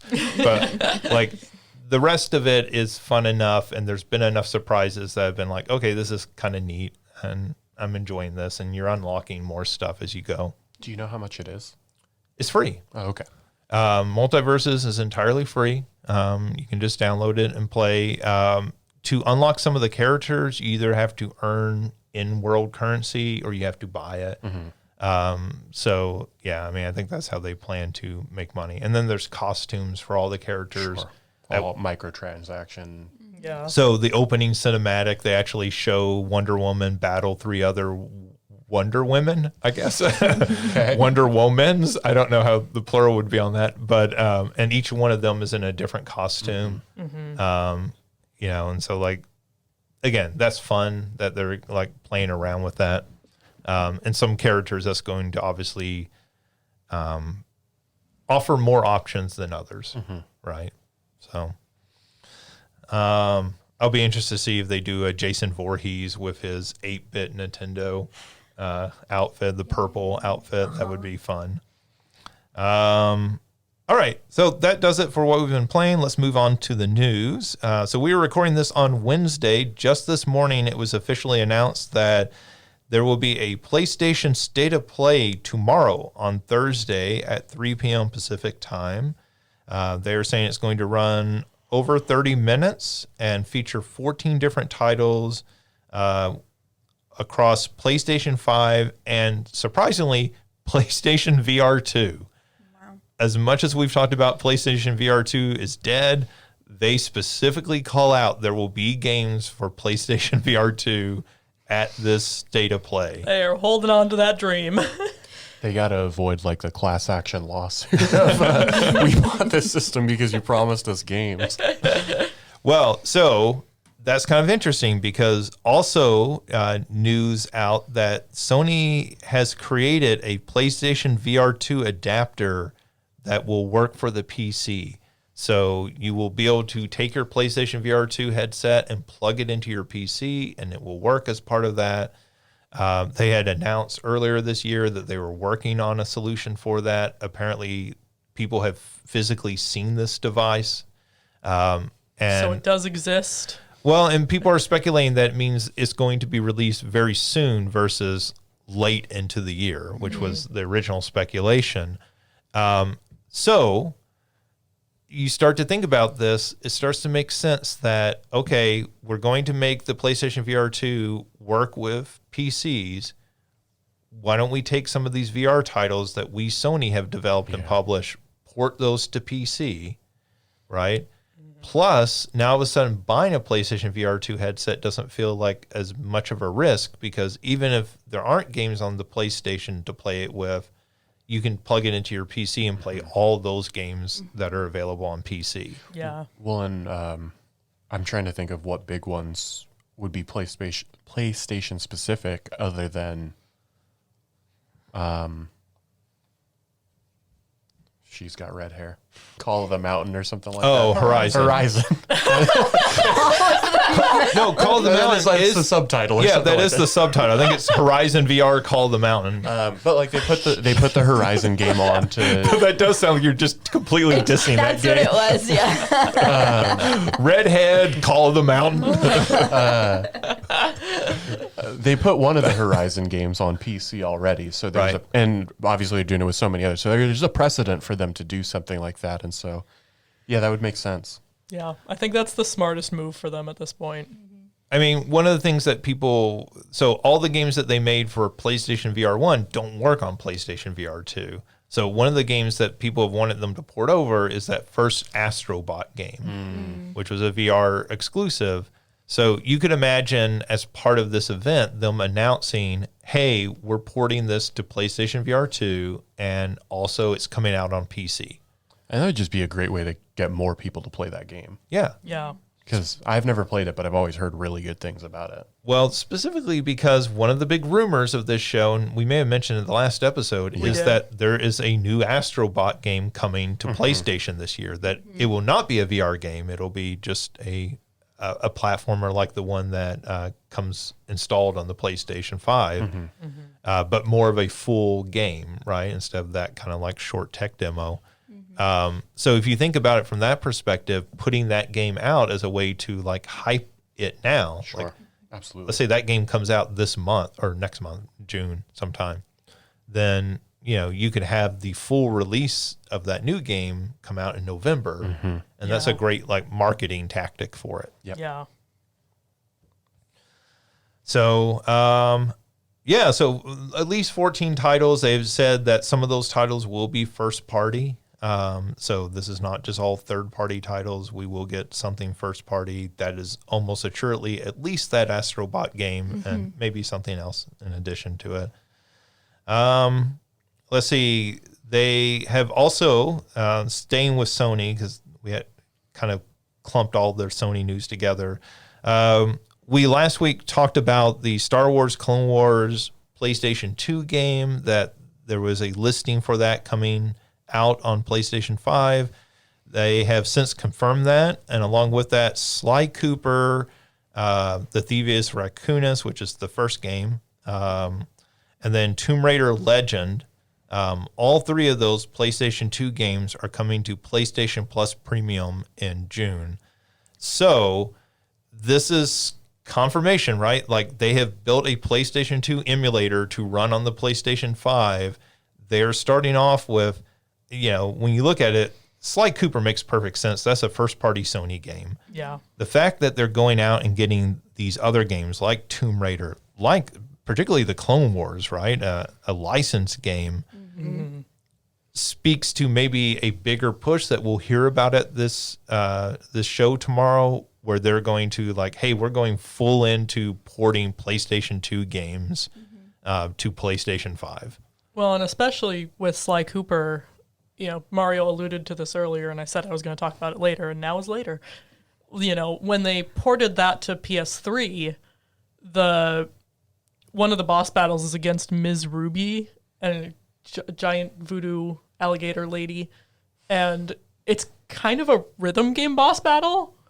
And the PS3 port the music got desynced, and so trying to do that battle on the PS3 port is just absurd. So I'm really excited with I'm like, if they're just using the original if they're emulating the PS2 game rather than porting it and trying to make it work, I'm hopeful that it will bring back that full good experience for everybody rather than having that one fight though. Right. They did like a Sly Cooper collection for the PS4 as well, or something like that, right? Or am I? They might have. I know the fourth game came out on PS4. Okay. I don't remember them doing a collection, but I also wouldn't have gotten it if they did because we still had a working PS2. They did it for the PlayStation 3. Maybe that's Yeah. the one, and that is And the that one was- that port would have been on. Yeah, that was Okay. where the Ms. Ruby fight got messed up. I completely get confused where all those collections came out, because some of them came out on PlayStation 3. Some of those later got ported to PlayStation 4. Some of them came out on Vita. Yeah, I was Googling it I think that's earlier. what it is. There was a Vita one, because I remember I remember thinking about picking one of those collections up, but never did, and so it was probably the Vita.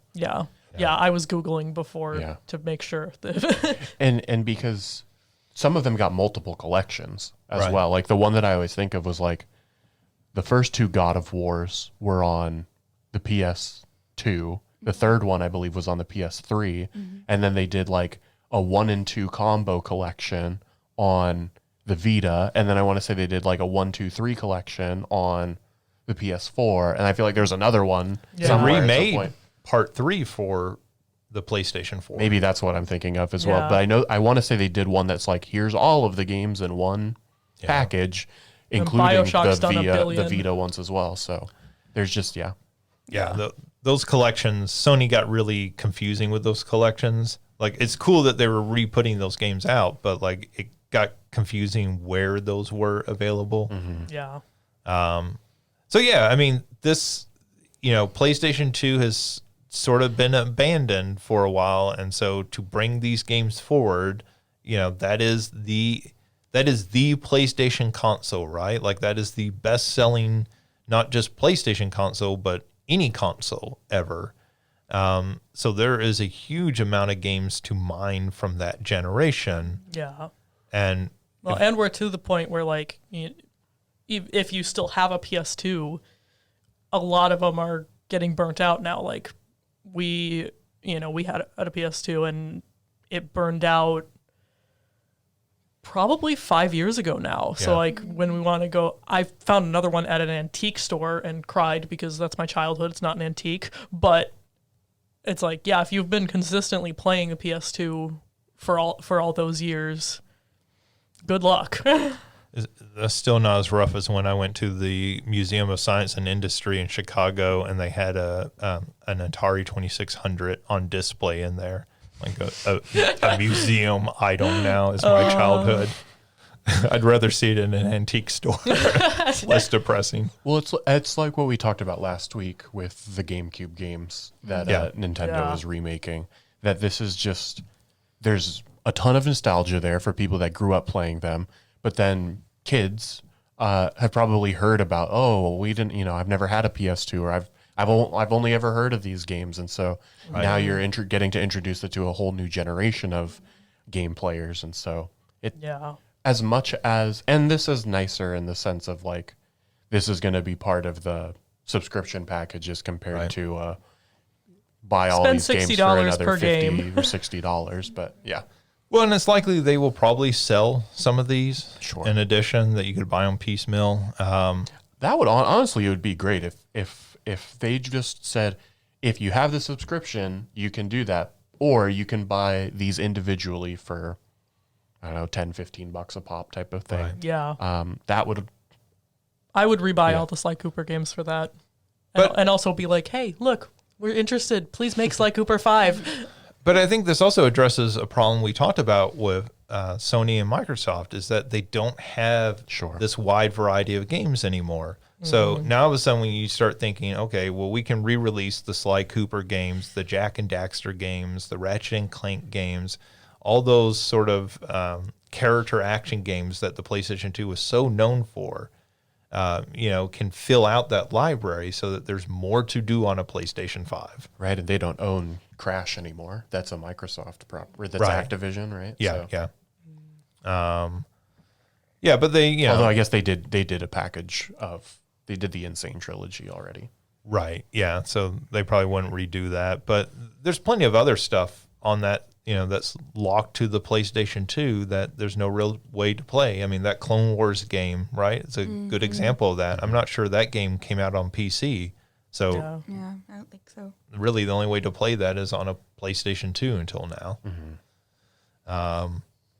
So kind of fun news there. Sony has also come out and apologized to Neil Druckmann following a, quote, heavily edited, unquote, interview. So you remember Neil Druckmann's comment that he was going to redefine gaming. That was apparently Sony misquoting him. He came out and made a statement and said, that's not exactly what I said. That's missing some context. And then Sony came out and issued a statement and said, we apologize. That makes me feel better about him, though. Yeah. I'm not going to lie. Well, and I think I called it out last week. Like I read that and I was like, oh, I hate that. So Yeah. sorry to Neil.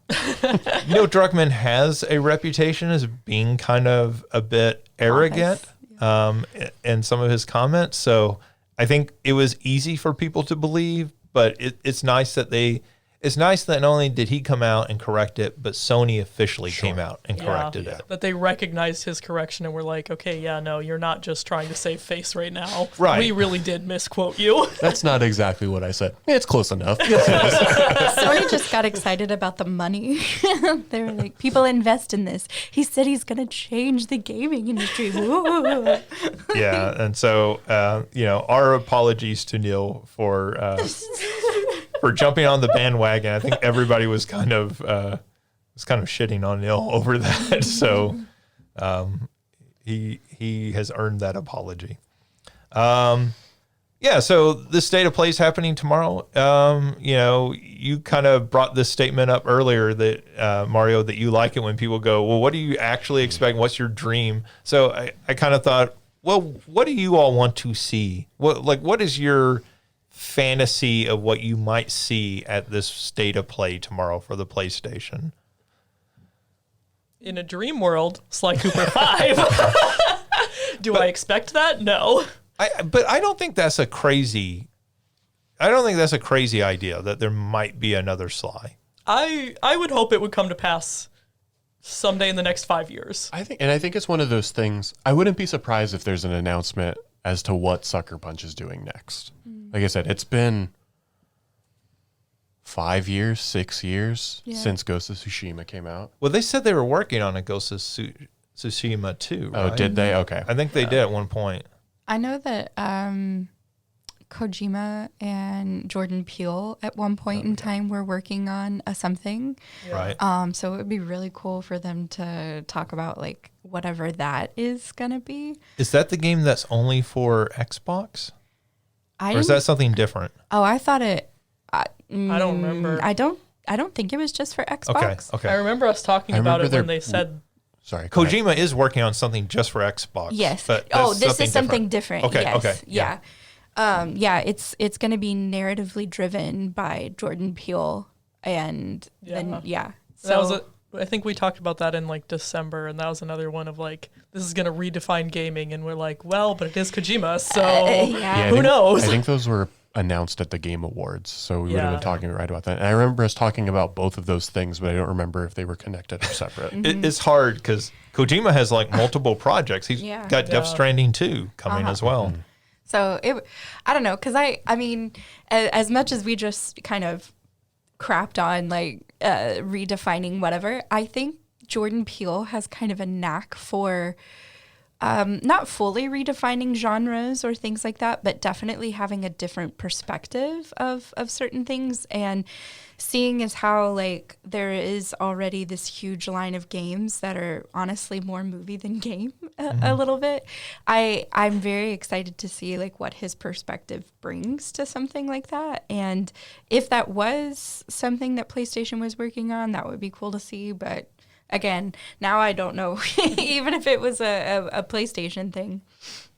I think, I'm always interested to see what Kojima's doing. Even when I don't like it, I wasn't the biggest Death Stranding fan, but I just like somebody who's taking these big swings. Yeah. Right? Like everything Kojima does, you're like, this is insane. This probably won't work, but also like, I'm glad somebody's out there doing it. Yep.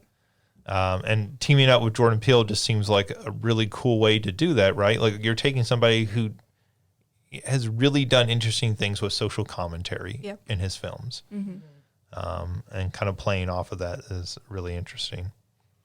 I want to see what Sucker Punch is working on because I really like them. I assume we might see something about Insomniac's next... Insomniac. Their next game, the Wolverine game. Say Wolverine is the one that was announced probably going on, 4 years ago at this point. Yeah. I don't remember this. What? So there's a teaser out there for that game. But, they've got that game. They've Wolverine got... as in X-Men Wolverine? Yeah. Okay, so they should do something with it then, because we got Deadpool and Wolverine coming up. Good tie-in. Is there another Wolverine?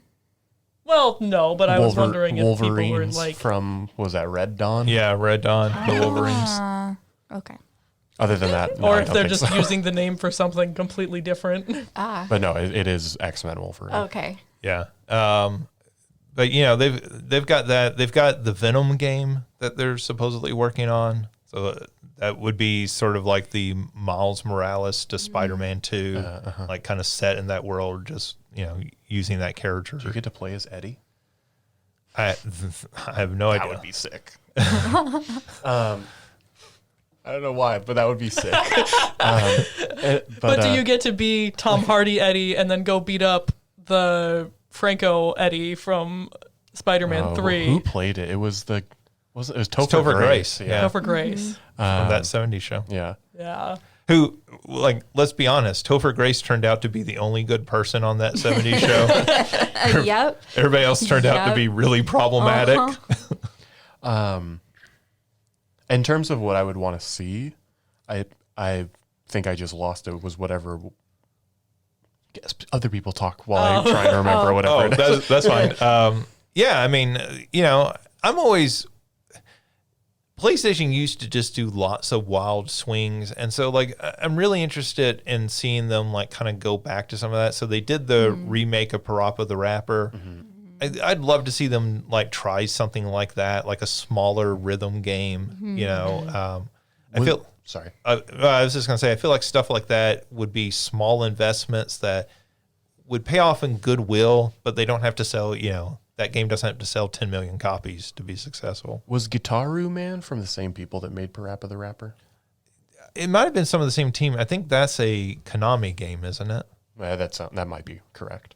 But speaking of, that was not meant to be a segue. What I would love to see is something from Konami. I know we feel like we've talked about it, and they've said we're working on stuff, but to actually get something would be nice. Well, we should see something from sometime during Summer Games Fest. We should see something of that Metal Gear Solid 3 remake, Metal Gear Solid 3 Delta. I forgot they were doing that. I was going to say I would love a new Metal Gear Solid, but they're doing the remake. And there are rumors that they have something coming from Castlevania. Yeah, aren't they doing?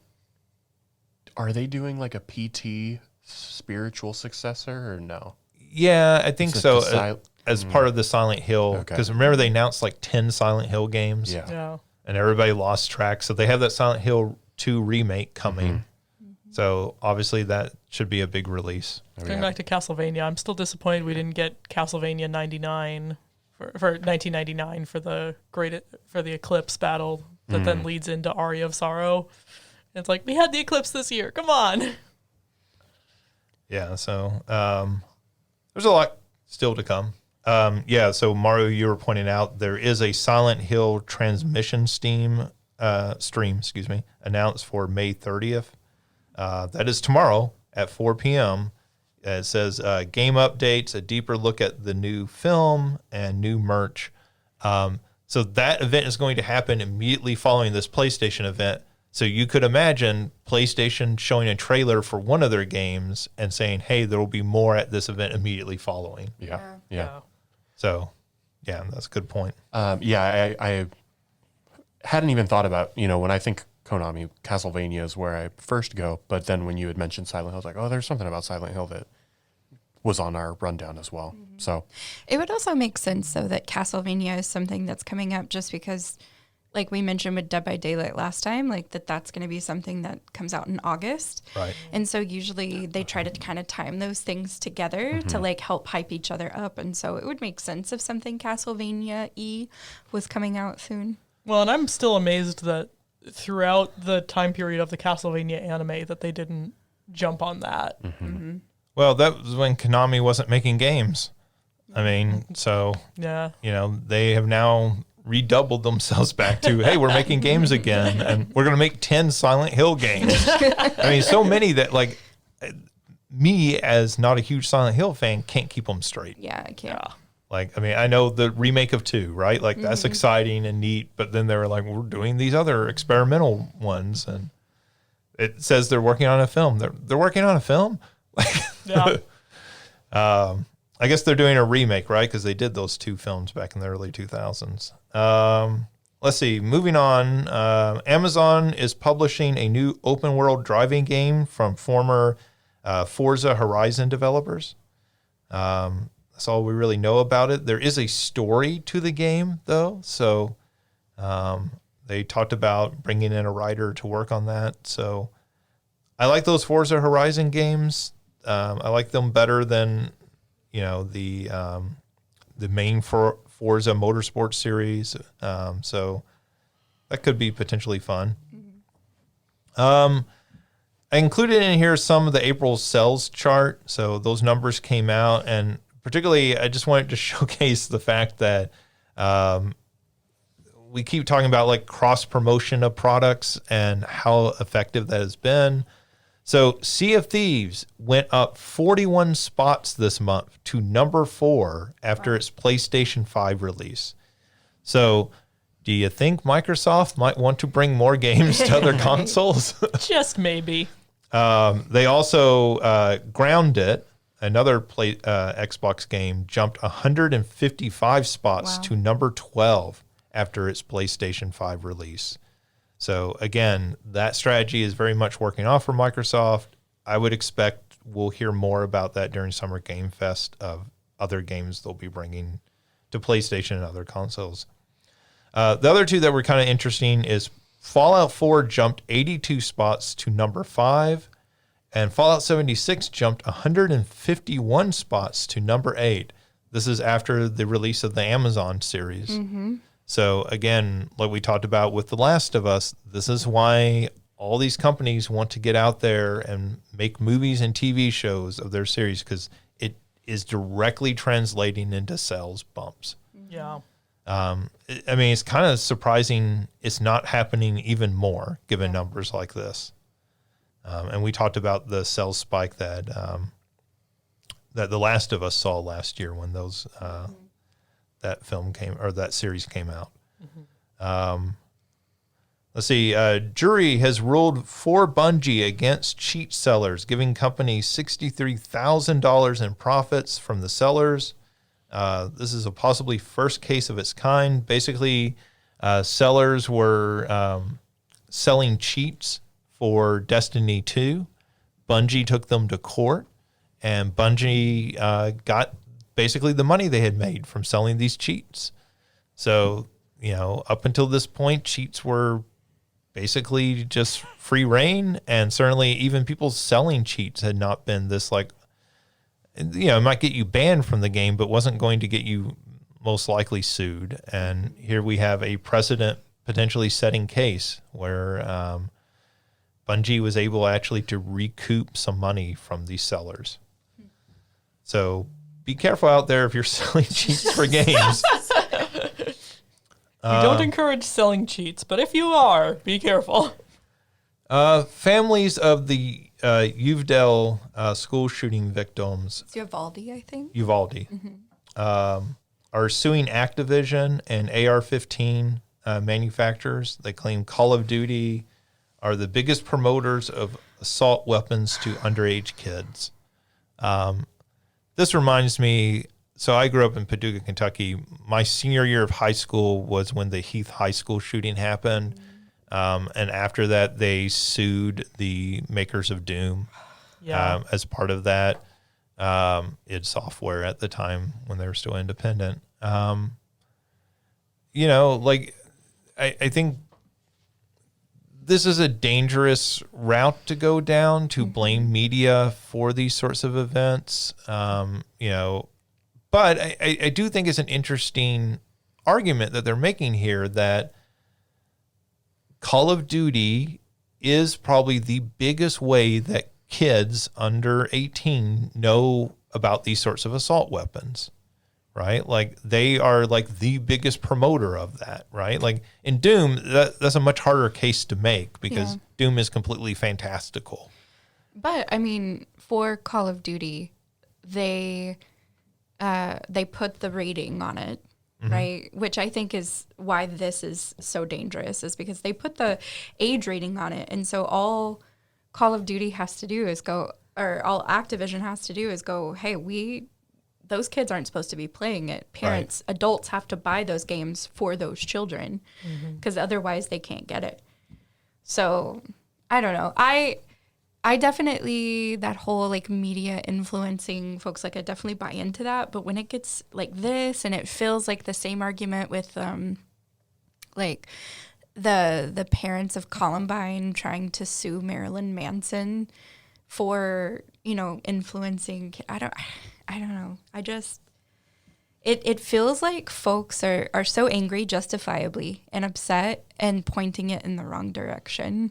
Yeah, it's a tough situation in the sense of like, you know, these families are obviously heartbroken and you're looking for a way to make sense of it. And well, this is one way that is perhaps the most prominent way that like violence gets depicted to kids at this point is through video games. And so this, of course, has to be, you know, to me, it feels like part of that like intellectualizing that happens. And it's hard because obviously you feel for these families and you know, can only wish the best for them. But yeah, I don't know if this is the direction that is actually going to lead to whatever. I'm just like, Uvalde, you're in Texas. Like, it's more about accessibility of these types of guns as opposed to influences and knowledge of it, right? Of those kinds of things. Like, I don't know. And I know that this is such like a sticky thing and like difficult to talk about and things like that. It just, I've never understood blaming the media for it. I don't know. Well, I think part of it goes back to it's the sort of McDonald's strategy, right? Mm-hmm. Like when you want to sue about people being obese and you want to sue somebody about that, who do you point the finger at? Yeah. You point the finger at the biggest company. You don't sue Burger King. Yeah. You don't sue Wendy's. You don't sue Five Guys. You sue McDonald's because they're the biggest, right? So if you're wanting to scare people who are selling these guns or promoting these guns, who do you go after, right? And so I think that's the strategy. I mean, like I said, I agree with you that like I don't agree with blaming the media because there's research that shows, you know, the media doesn't actually have that effect that people think it does, not in the way that people think it does. I was going to say it has an effect, but it's very different from the effect that people throw out there. And it's more about like folks partaking in that type of media, and so it's still there's no direct causation. It's more of a correlation kind of thing. But I wonder if part of the strategy here too is, can we scare away companies from doing this, right? Like, do we scare the next company who wants to make a game? Like, you know, right now, Call of Duty's advertising, you know, they're promoting their next Call of Duty game coming out this fall, and it is, you know, set in the U.S. and like it's all conspiratorial and everything. And so do you do this to say, hey, like maybe think about what you're doing with this game, you know, with the next game that you're making and everything. And maybe less concerned with what Activision is doing, maybe more concerned with what a different company might try. Yeah. And I guess that's fair. I mean, we had the discussion last episode about like whether or not war games like glorify it or, you know, in that sense. And so I can see that. But the problem is that's one, if this that's not what's being done or not being discussed. Sure. And it again takes it from where we should be focusing energy to this that's not really the problem. And then also I just think that the precedent that this would set if something were to happen, I don't know, it's just it scares me for what that would do with other, like, should Activision and Call of Duty rethink the way that it sets its games up? Absolutely. But not necessarily because of this particular problem. Right. Yeah. I mean, I agree. So let's see. We talked about Silent Hill. We mentioned this a little bit earlier. Ghost of Tsushima's PC release is a huge hit. It's become PlayStation's biggest single-player game launch on Steam. Notably, their single-player because of Helldivers 2. So they had their biggest multiplayer and their biggest single-player launches ever this year. So again, that multi-platform strategy paying off for PlayStation as well. Yep. Star Citizen, our old buddy Star Citizen, the game that will never actually come out, has now passed over 700 million raised for that game. And there's still no release date. Dude, I would hate to be on like the folks making that particular game, because how are you given $700 million and be like, oh shit, I haven't got anything. Oh no. I will say, so that was a few weeks ago at this point, well, multiple times, but a few weeks ago specifically, I had dinner with Scott and Shelby. Scott we had on the show, and he plays a lot of Star Citizen, and so he was showing it to me. That game looks really impressive, but so like, there is like just a lot of like sort of nothing there as well, but it looks really impressive. Yeah, I mean, you mentioned when Scott was on the podcast, like he talked about playing the game, and I thought that was really interesting because he's the only person I know who plays that game, and it was cool to hear somebody saying, "Yeah, it's actually I enjoy it. It's fun." Because when they announced that game, I was excited about it. It's Chris Roberts who did the Wing Commander games, making a big Wing Commander style outer space action game.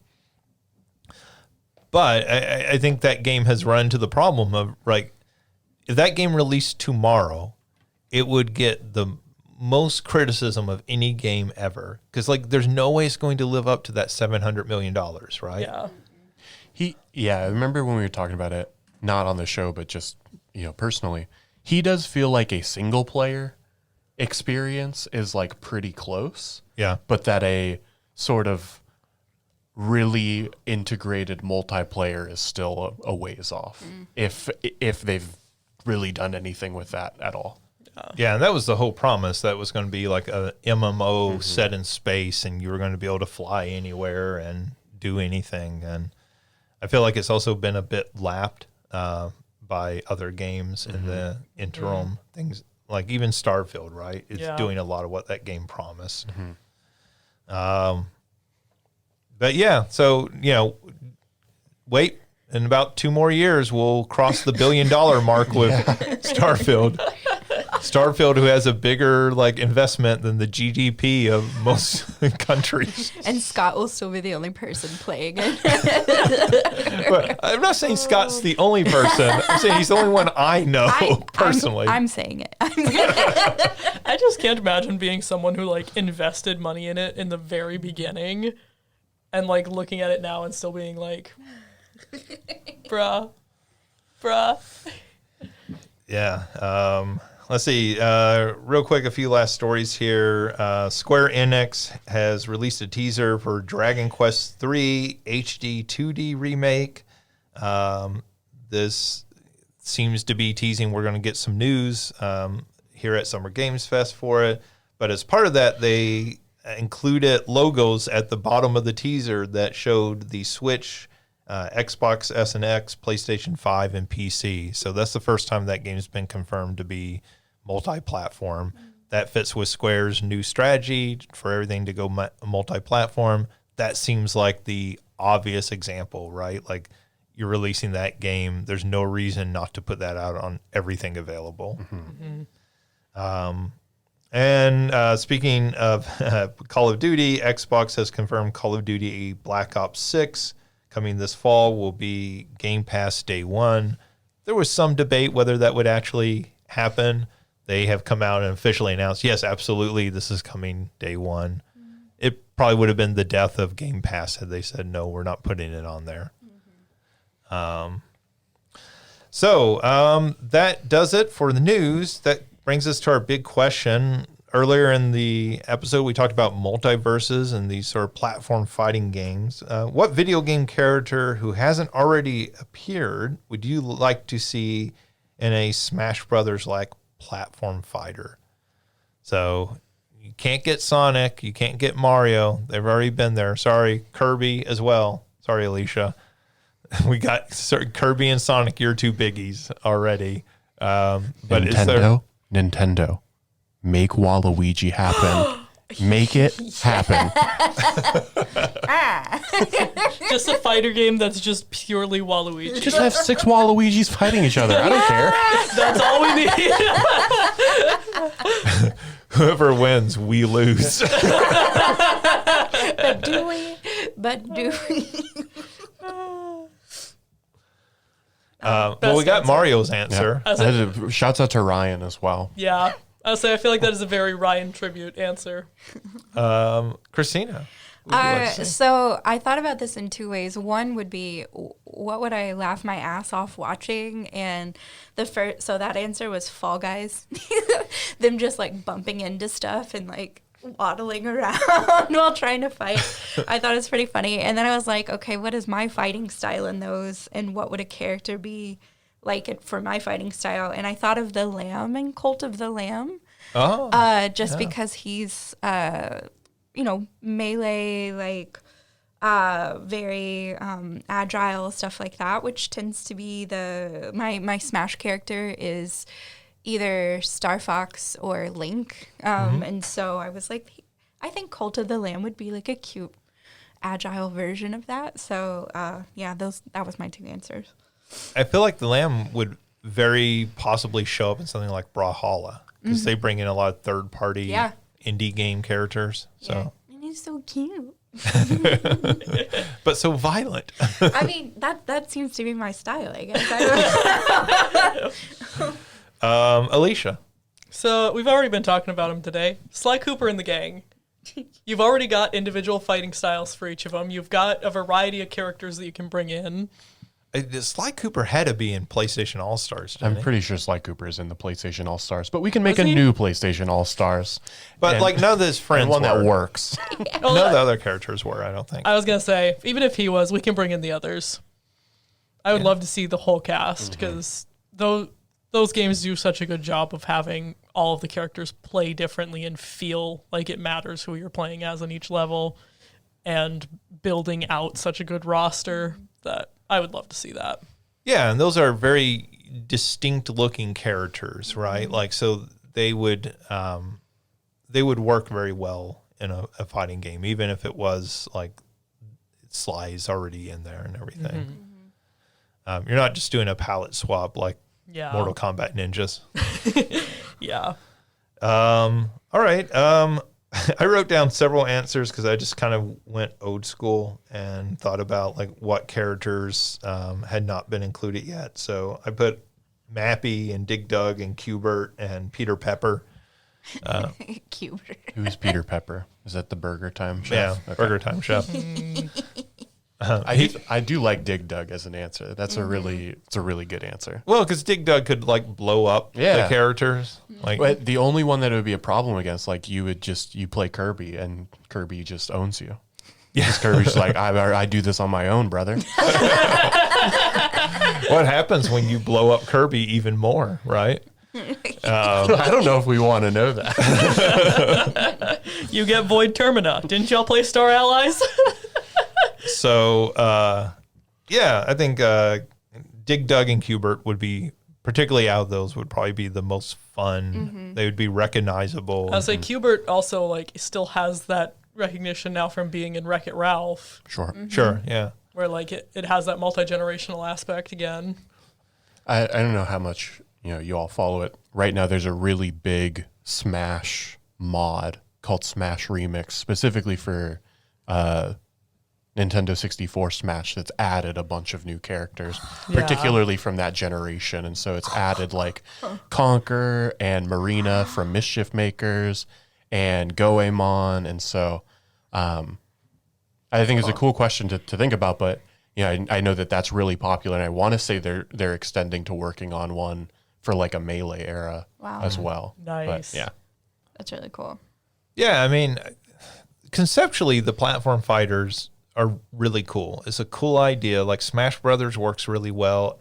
to me as a party game. Yeah. I don't think much of Smash as a competitive real game. That's like, I've been to 2 video game competitions. I've competed in 2 things, and the first one was Smash. Well, I mean, But I know. I think what's so good about Smash is it works for both. Like, you Yeah. can just sit down and play Yeah. it as a party game, or if you really want to get into it, you can play it competitively. For sure. I know other people like playing it that way. It does nothing for me. Oh my god, it was so sweaty. It was so sweaty. I almost won my first game, and the second game I got demolished. Like it was bad. But everybody else was playing on their own special controller, and I've got like the default. yeah, the like Switch remotes just like getting it. So the fact that I almost won the first game, that guy ended up buying me a shot at the bar we were at, because he's like, you almost owned me on the like. Well, that's about as good an outcome as you could hope. Exactly. Yeah. I had fun. But yeah, I mean, it's just a party game. I think the promise of having all these recognizable characters in a game where anybody can pick it up and play and have somebody they identify with, right, or they care about, is always like a cool idea. It's part of the reason I think some people are really like Mario Kart, right? Like it's an accessible playability, but it's also, hey, there's a character here I like, or I recognize, or I think just looks fun. Yeah. Yeah. That's the other competitive game I've done. So Yeah. it's like the party / competitive ones. I at least made it to the semifinals of that one, but Nice. I was like, I thought I was good at Mario. Like, I'm like, if you're this good at Mario Kart, go do something. Like, I don't, because maybe it's because I mainly saw it as a party game, that I was like, like, how? How?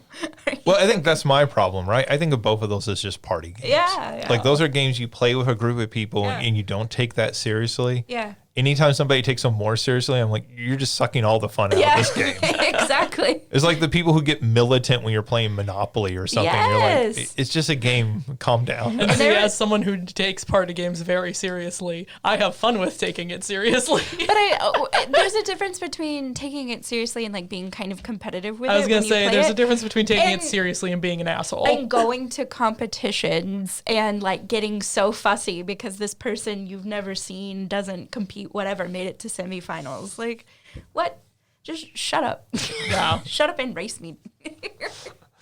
Shut up and race me. You should have that on your shirt next time. I wore my Tanuki shirt because I race as Tanuki. There you Nice. go. All right, that does it for this week's episode. We obviously will not have an episode on Friday because multiple people are traveling, and so we're going to try to be back sometime in the relatively near future, especially with all the Summer Game Fest coming stuff going on, so that we can kind of get back together and talk about some of that. But thank you for listening. Thank you for Alicia and Christina and Mario for joining me. Check out salukigames.com for more, and we will be back soon. Until then, play something fun.